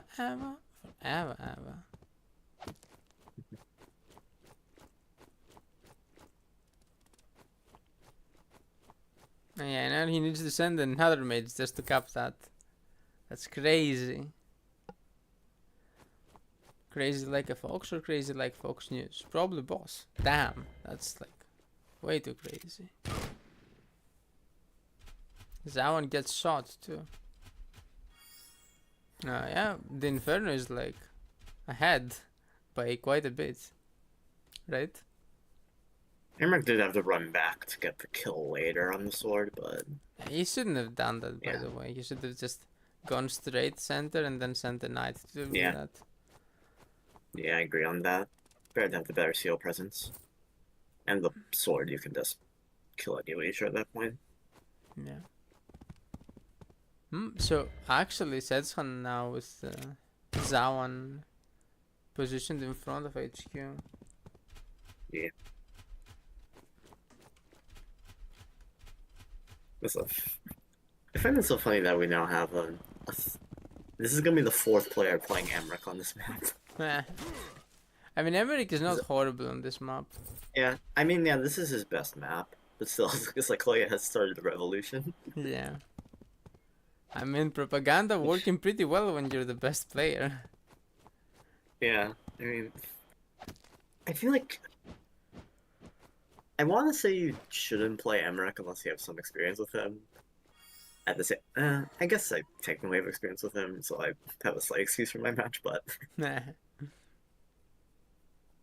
Okay, looks like I'm caught up. And the Sedgehun has started out playing Dinferno. So he now has a bunch of econ. Well, yeah. So, wow, opening didn't matter at all. Yeah, basically recovered it immediately because Emmerich ran back for the sword. And the knight didn't line up to crit one of the vills on its second turn.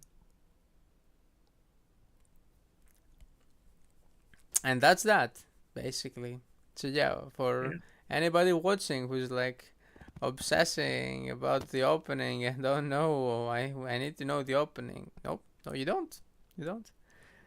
Better player wins. Wow.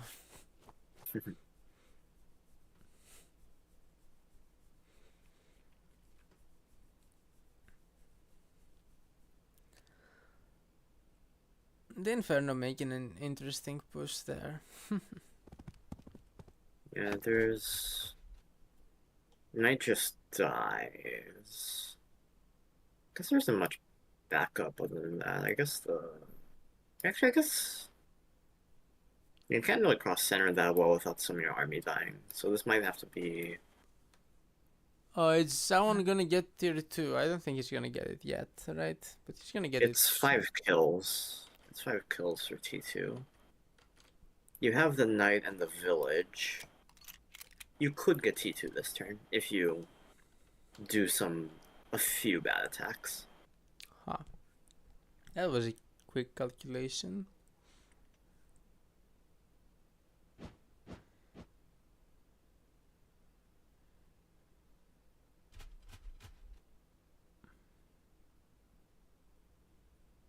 Also, this knight is critting racks, right? Dinferno needs to not forget that. Well, that would be hilarious. Yeah.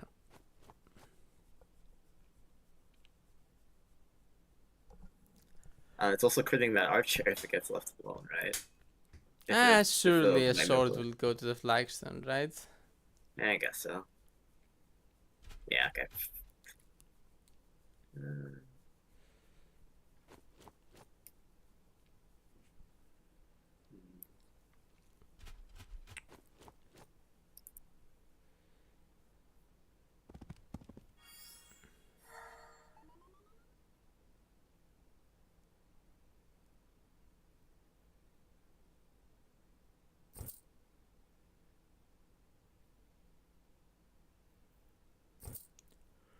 Oh! Nothing on barracks. Oh no. Oh no. I mean, maybe you still don't do it. Knight dies to the archer. Actually, no, it doesn't reach that dial. Yeah, That's hilarious. Archer doesn't reach. It reaches everything except that one tile. That's the funniest ever. And that's Was there good any group. chance that Emmerich was dead there? Uh, No. There was sword sack, but I don't think it was enough. It's I mean, if both of the knights were critting, maybe. yeah. I was thinking of possibly opening up the backside for like T2 damage, but that's not enough even with one line. Yeah. And then, yeah. Now with Sedgehun's newly armed knowledge of the fact that T2 is 8 range, let's see what he does with that. Well, did he get it? Actually, no, it looks like he's not going for it. Yeah, he could have gotten it though, for sure, if he breaks the racks too. Oh, you can break the yeah. racks and place T2 to like actually keep it. That would have actually been the play probably. Oh, that's very funny. Oh, that's... Oh my god. That's hilarious. Damn, I'll try to do that to somebody, I guess. Maybe it'll be the funniest ever if I do that to somebody. Wait, why is there a trooper? No. Sedgehun liking troopers. Does the knight deny the racks for 2 turns or just... Because the rifle crits it, and the sword can hit it. Actually, then again, there's nothing to cap it, so... Yeah, it stops it for 2 What turns. sword? I'm talking about the sword that just got built from the racks. No, it can't. Oh wait, can it? Oh yeah, it can. It goes through the racks. Oh yeah. I was like, wait, it can't cross 2 forests in 1 tile, but no. Yeah. The racks Yeah, didn't but get that would fully mean- flipped. Yeah, there's nothing else in range to actually cap the racks. Oh, true. Wait. Yeah. So you actually need to cap it with the sword. So the sword can either hit or cap. Yeah. So Yeah. knight And for so sure the denies knight for would 2 decap again. Yeah. But that's hilarious. And if you vine, you just actually keep Yeah. the racks, I think. Yeah, it's hilarious. So, missed win by Sedgehun.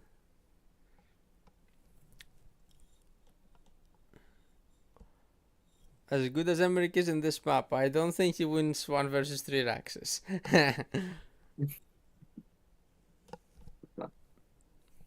Um,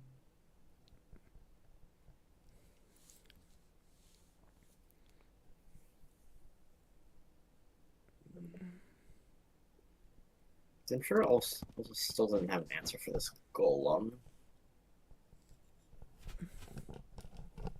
Wow, the better player knows how to build golems and the worse player doesn't? Surprising.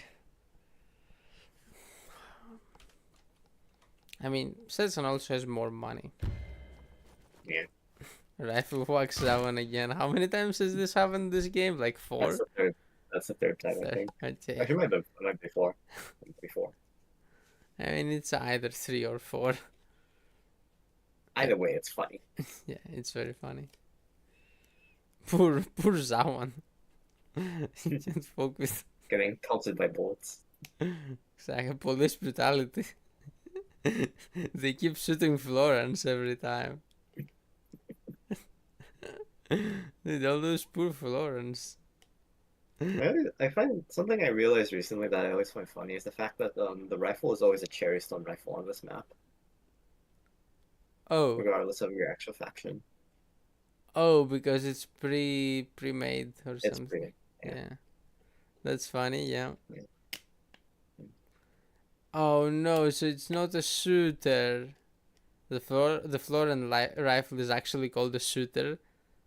Yeah, I think so. I think that's right. Oh no! Oh no, that's The archer is a shooter. Yeah. The rifle's a gunner. Gunner. Yeah, the coolest names ever. Gunner. God damn.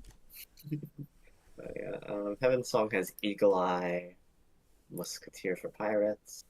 Man.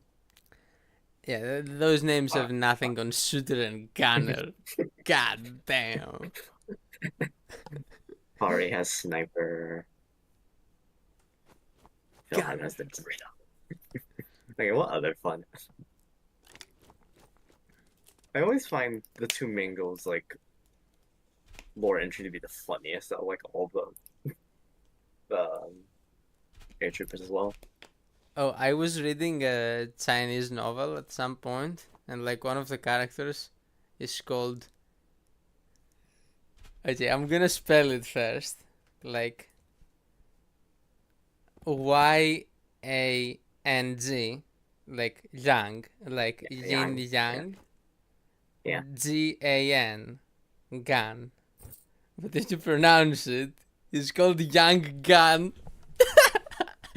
It's such a gangster name.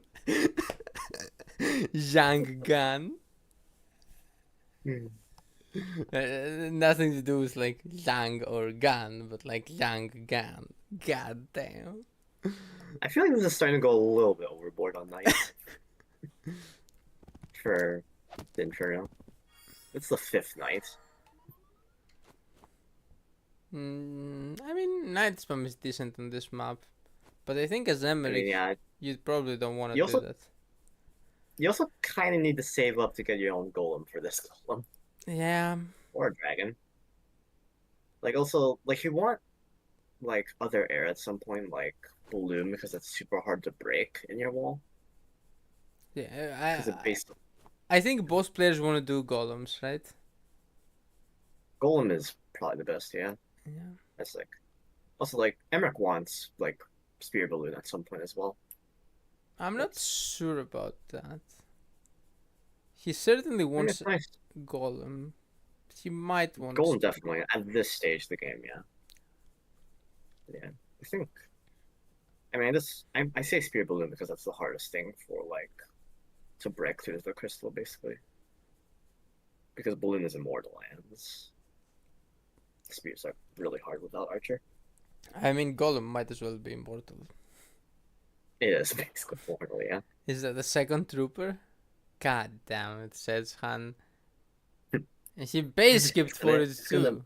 Did he base? Wait, what? Oh no, he moved. He just moved. Oh wait, no, he moved. For a second, I was like, it's not as egregious. No, of course he couldn't have base skipped for trooper, but he just went like double sword trooper instead of making good units. Okay, now Yeah. make a good unit, please, like dragon or golem. Probably golem. Let's see. Dragon's okay. I just realized that Dinferno only has 2 mages. I mean, I mean, it's not. I mean, it's not horrible considering you're not playing against a Sedgehun that can snipe them. But yeah, yeah. and there's 1 harpy. As America, I'd make like 1 or 2 more for sure. Yeah, not too overboard, but yeah. Like the Just a crits are little bit good more. though. Yeah, so you don't Yeah, you don't hate having more. yeah. But yeah, against And the also they also don't ruin your walling potential against knights because the crystal yeah. or like well, yeah, Yeah, they're not or the mage. liabilities in your formation. Yeah, I mean, nothing is a real liability in Emmerich's formation. yeah. It turns liabilities into immortal beings. Yeah. I feel like Inferno could just have very aggressively placed crystal this turn. Uh, Does he maybe have just like tier 2? greedy. Yeah. 27 off. It's basically has. Yeah.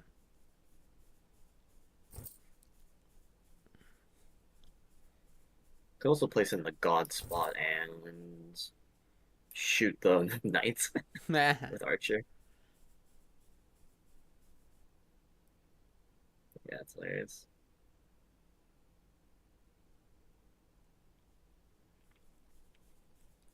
Sedgehun gets his own archer. I don't. Your own archer doesn't. I mean, it helps you break the Emmerich wall. At the same time, it doesn't work that well because it just gets murdered. Let's see. Wait, can Emmerich die? Not Emmerich, Greenfinger. Valor. Uh, There's no knight crits, but there is a sword suicide. Sword Suicide, 2 Knight hits and 2 Archer hits. Not enough, right? The second archer can't hit. You can't buff it from this range. Oh, you can't? Archers walking into crystal don't receive the range. Archers walking out of crystal receive the range. What? I thought they fixed I'm- that.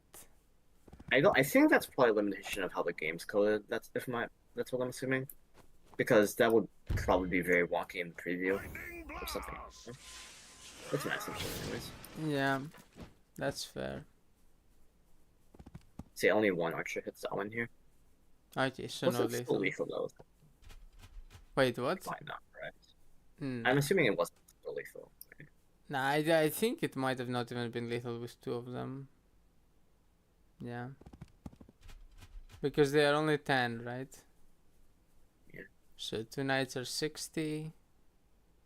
So it's just 15, yeah, and 20, 35. So 95, right? yeah, not enough.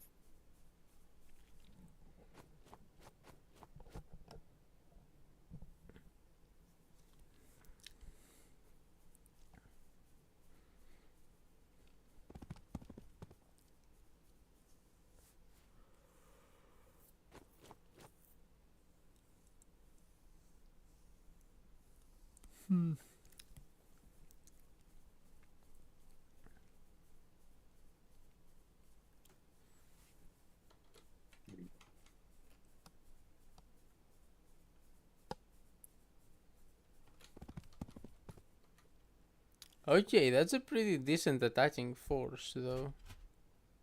By Yeah, it's a lot of Dinfer. knights. Yeah. 1 knight is critting on the HQ, right? Yes, the one below the harpy. Yep. It's the diagonal of the village.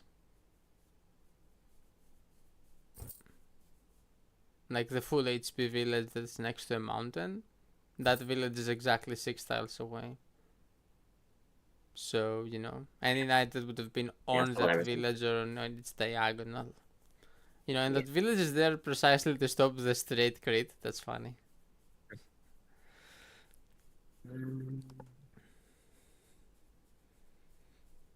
Yeah. See, I don't. Yeah, so there's a possible lethal of archer hit, knight crit, knight hits. So yeah, essentially.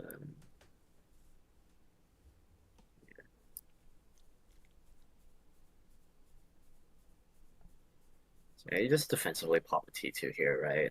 Like, I mean, I wouldn't call it very defensive. You ram into Emmerich and press T2.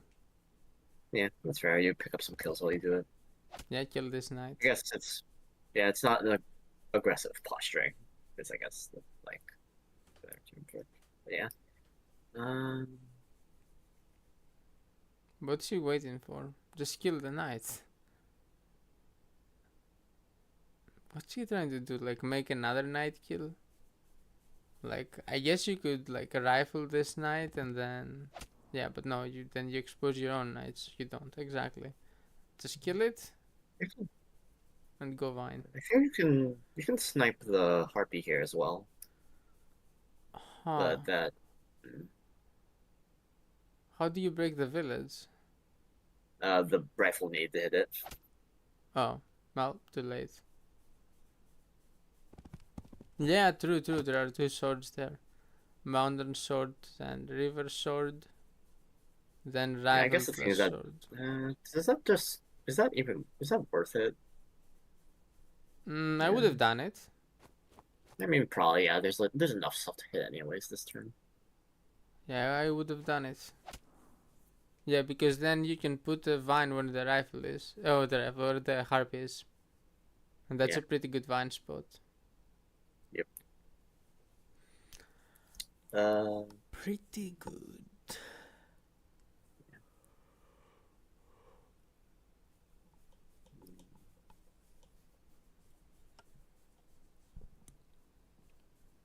Yeah, this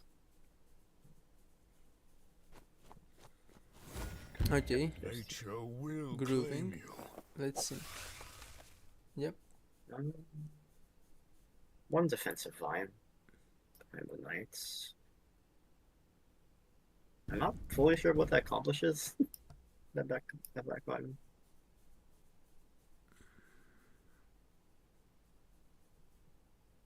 Something needs to block the rifle from just getting eaten.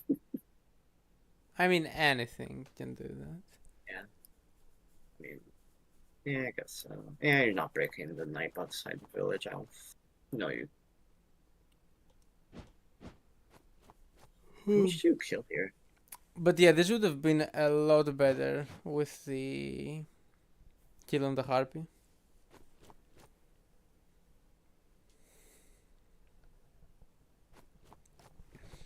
And also, like, you would have broken an extra village too. I feel like Sedgehun can just. I mean, Dinferno can just run in here. I don't think he can.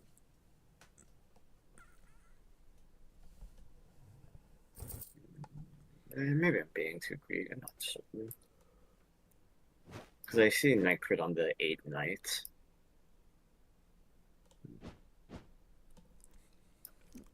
I guess. Actually, he has pretty good night crits. He has night crits on both Yeah. nights.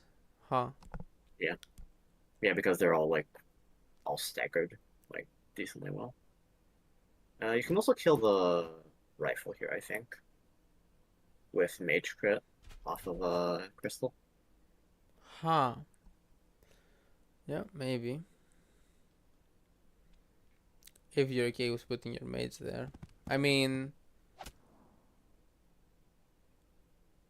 Oh yeah, still only 2 mages, so that's kind of a problem. yeah, you could also just archer the rifle. I guess so, but this is just to make sure that that problem's dealt with, because that's like one of the main ways to deal with your Emmerich blob. It is probably overextending a bit too much, though.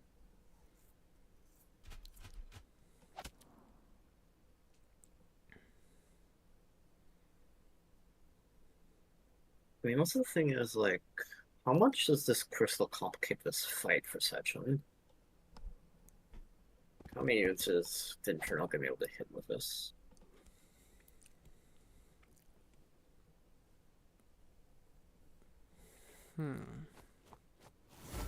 This should protect us. Goes in spots. Okay. Yeah, that's a pretty good crystal, actually. Yeah. Yeah. Yeah. The vine's gonna live this turn. That's hilarious. Actually, wait. Why did you let the vine live? This archer could have hit from. Anywhere. That's a dead. That's a dead crystal. Wait, what? Actually, not. It's not dead, but it's gonna take a hit here. Actually, no, it's dead. It's straight up dead. Hmm. Yeah, I no, think it's it's straight up dead. should be dead. Yeah. Yeah. The knight dies there, and then the harpy also dies. Rifle can also help shoot it down as well after a mage heal. And the vine will deal some damage to it. If the dog doesn't die. Oh, the dog moved there. Didn't see the dog move. Oh wait, hilarious. Oh wait, I just realized. Hilariously, the vine can't move anywhere. Yeah. I mean, once you kill the Oh, harpy, you actually, move the vine uh, where the harpy was. uh, Worst case scenario. oh yeah, I guess so. Yeah, yeah. Never mind. Yeah, my bad. Yeah, you can also clear the Unless, mage on the right. yeah, you can also. Yeah, I was thinking about that. Yeah, you have Yeah. like This is. 2 vines hitting the mage at least. Yeah. This is not looking good then. Yeah, I think it Yeah, just gets because if crushed. Crystal dies, then everything else dies. Yep, just gets crushed there. Oh my, that vine position is gonna hit all 3. Wow, and then another vine will Why hit you? mage and sword. Does that sword just die to vine? Why? Oh no, he blocked it. Okay. And Trooper gets built. Ah. Well, Okay. now you know why they're in losers bracket. Alright, well, let's see if Sedgehun successfully breaks this, is the question. I mean, Or if we're he... also in losers bracket, but I think I get to say this when both players build fucking trooper. Ah. Let's...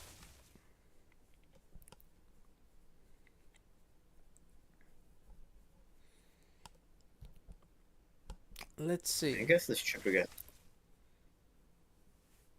gets to hit the archer if the mage gets cleared.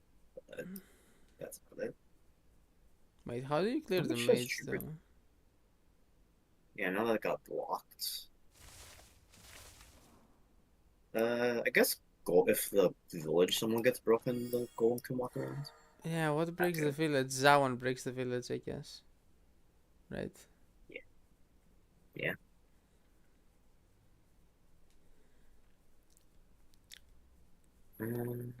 I guess actually... Okay, so dog should run to hit the mage. Okay, archer first, sure. Then dog should run to kill this mage. Okay, yeah, he's doing it well. Then knight crits Oh. that. Okay. Uh... Okay, now okay, you right. can't break village. Yeah. I mean, that the mage surviving is fine. Oh wait, you can break village from Oh, that wait. tile maybe? Um, No. it's gonna be the vine has to go on that tile though. Yeah, so you just take vine 1 back to kill crystal, right? Or do Oh you no, you just can go to not left. kill crystal yet? I mean, you wanna hit it once, at least. Ooh, he finds that spot for the vine. Okay, cool. Yeah, that's good. Yeah, this is really good. Like everything's dying. Okay. Ooh, Yeah. yeah, Golden moment. that works. Oh, and then sword plus trooper can hit the maids. That works because it's road and not mountain. Uh-huh.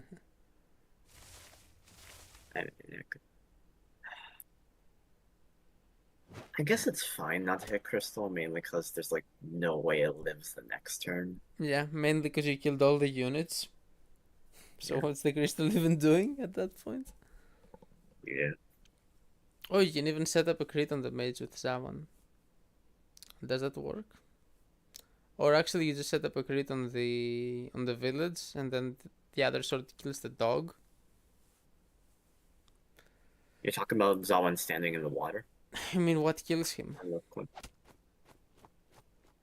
Yeah, I would put someone in the water there. There's a possible night crit on his backside. But I Yeah. guess there's no way you block. There's no way you don't block that, right? Yeah, I think I would block that. And I guess there's no reason to risk it at this point. Like, Sedgehun has definitely the advantage. Yeah. So you can just skip time calculating that.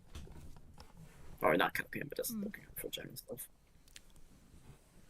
So there might have been a reason why Seikoya puts the crystal on the on the forest, you know. Yeah, because you don't really have the ability to be overrun on that position. Yeah. And then your archers can do work forever. And then you can make Yeah. smaller crystals to advance later. You can Yep. like hold forever. You're the more control issue. Instead he tried Yeah. to attack into Zawan and got punished. Yeah. Oh, that was a really fast goal, man. This should do the trick. Columbia's I mean, there's just no way to kill the golem here. Wham. Oh, Oh wait, I okay, still well, have the settings for the replay thingy. Let me change my options. Animations, never. Movement, always fast. Okay. Never.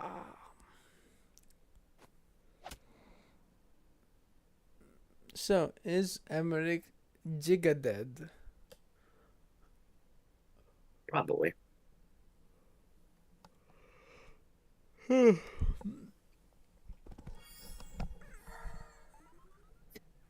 Oh, the rifle basically. kills Crystal, right? Yeah, it does. That's crit. Lovely. Yeah.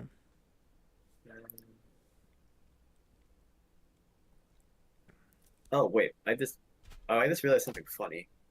In the tooltip for the damage predictions, like the effective vulnerable, it still shows the gunner, despite the fact that it's cherry stone rifle. That's funny.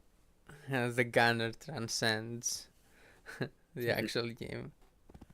I feel like this is the one turn you don't want to build a golem, so you actually have mage heals this turn to make Emmerich live. Yeah. Mostly base things for it.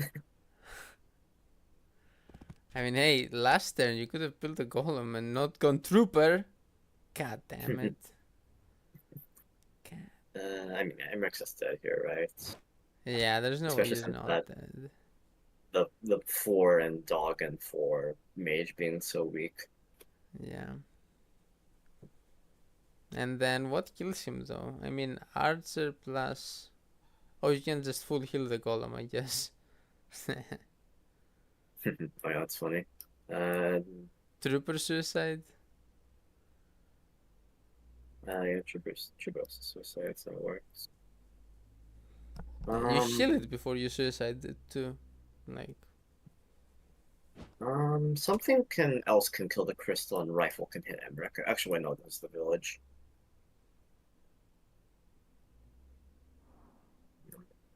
Okay.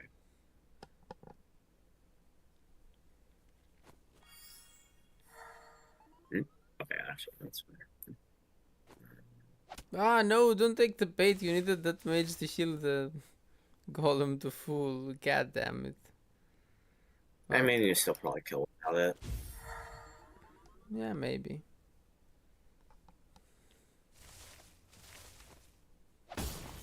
Kills it with that. Okay. Oh, opens another side. Ooh, Well, that's 3 yeah. sides. Ooh, okay, that's very dead.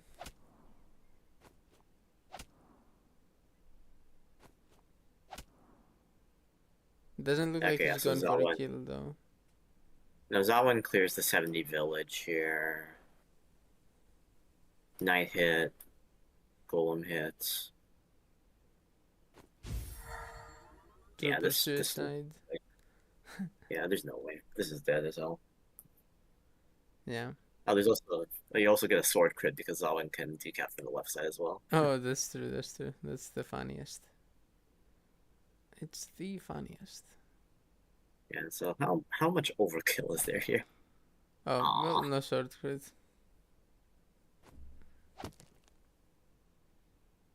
Is he trying to get a trooper crit? I, that would be a funny way to actually no, you can't, can you? Hmm, Oh. it looks pretty hard to get. Wait, Yeah, he does just Emmerich live now? blanked on the lethal. He just didn't. For Emmerich is just dead next turn, but still, yeah. Yeah, I mean, lol. Emmerich, what can he do? Yeah, Rifle I'll whack. give you rifle solution. Yeah, this looks like a pretty one game.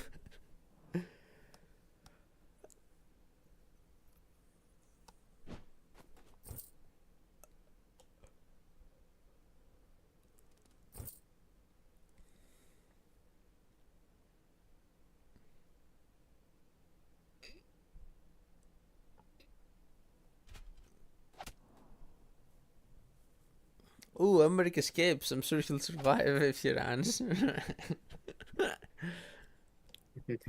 Oh no.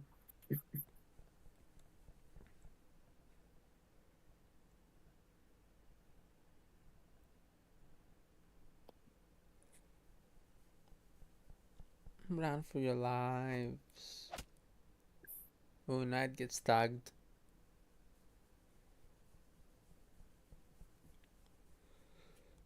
There's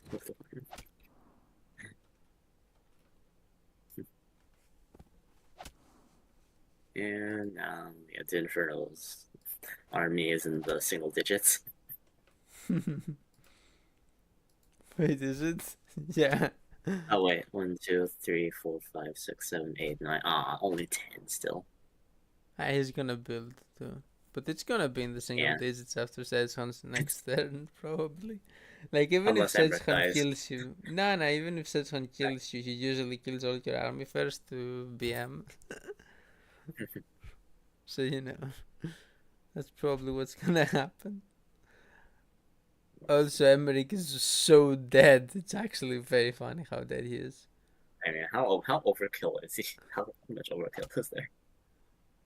I mean, if you do everything like Sack Troopers do, very. There's like a Maid's Crit, Zawon hit, shield. Yeah, it's something like 40 overkill. Yep. Actually, more like 50, I think. Oh, there's trooper from suicide at this point. I mean, because they actually do take like somewhat less damage from commander. Oh wait, is Sedgehun gonna try to finish with trooper? Ooh. That would be funny. I mean, if he heals, I think he can. What percent is Emmerich at? I'm assuming it's 10. like Exact less. 10. Okay. Trooper does 15 to show. He needs to heal, and he can finish with Trooper. Yep. It might finish without healing, I don't know. Yeah, it probably finishes. If it's a, it should because it's unless it's at 65 exactly. No, it's at Which 72, is- yeah, so it will finish. Yep. So he can finish with Trooper. Come on, Sedgehun, just finish with the trooper, buddy.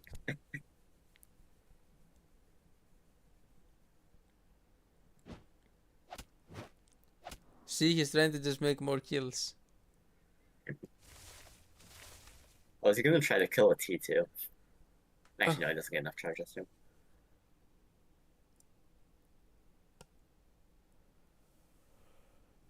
I mean, he was really close to that too, somehow.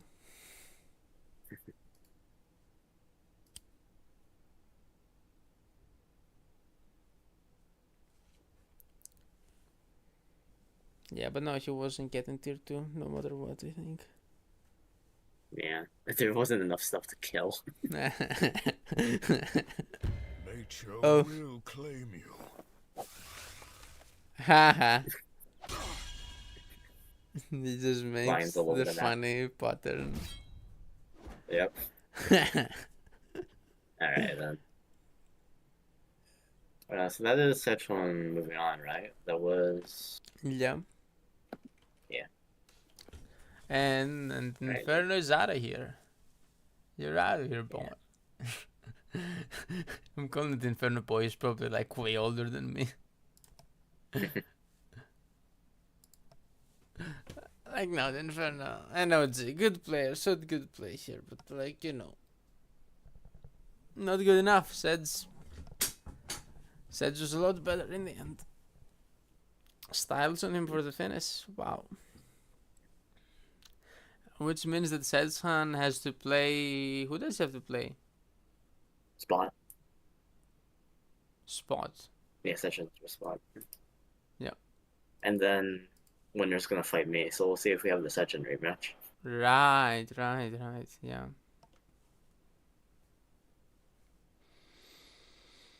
Well, that's it for the stream. I'm getting pretty tired. I've been streaming for Yeah. 2 hours and hours? 23 minutes. Not four. Nah. That isn't. It hasn't even been 2.5 hours yet, but close. Yeah. Close enough is good enough, though. I'm like tired. Yeah. I should probably go to sleep as well. Okay. See ya. See ya. And yeah, that's the stream right here. Thanks for watching.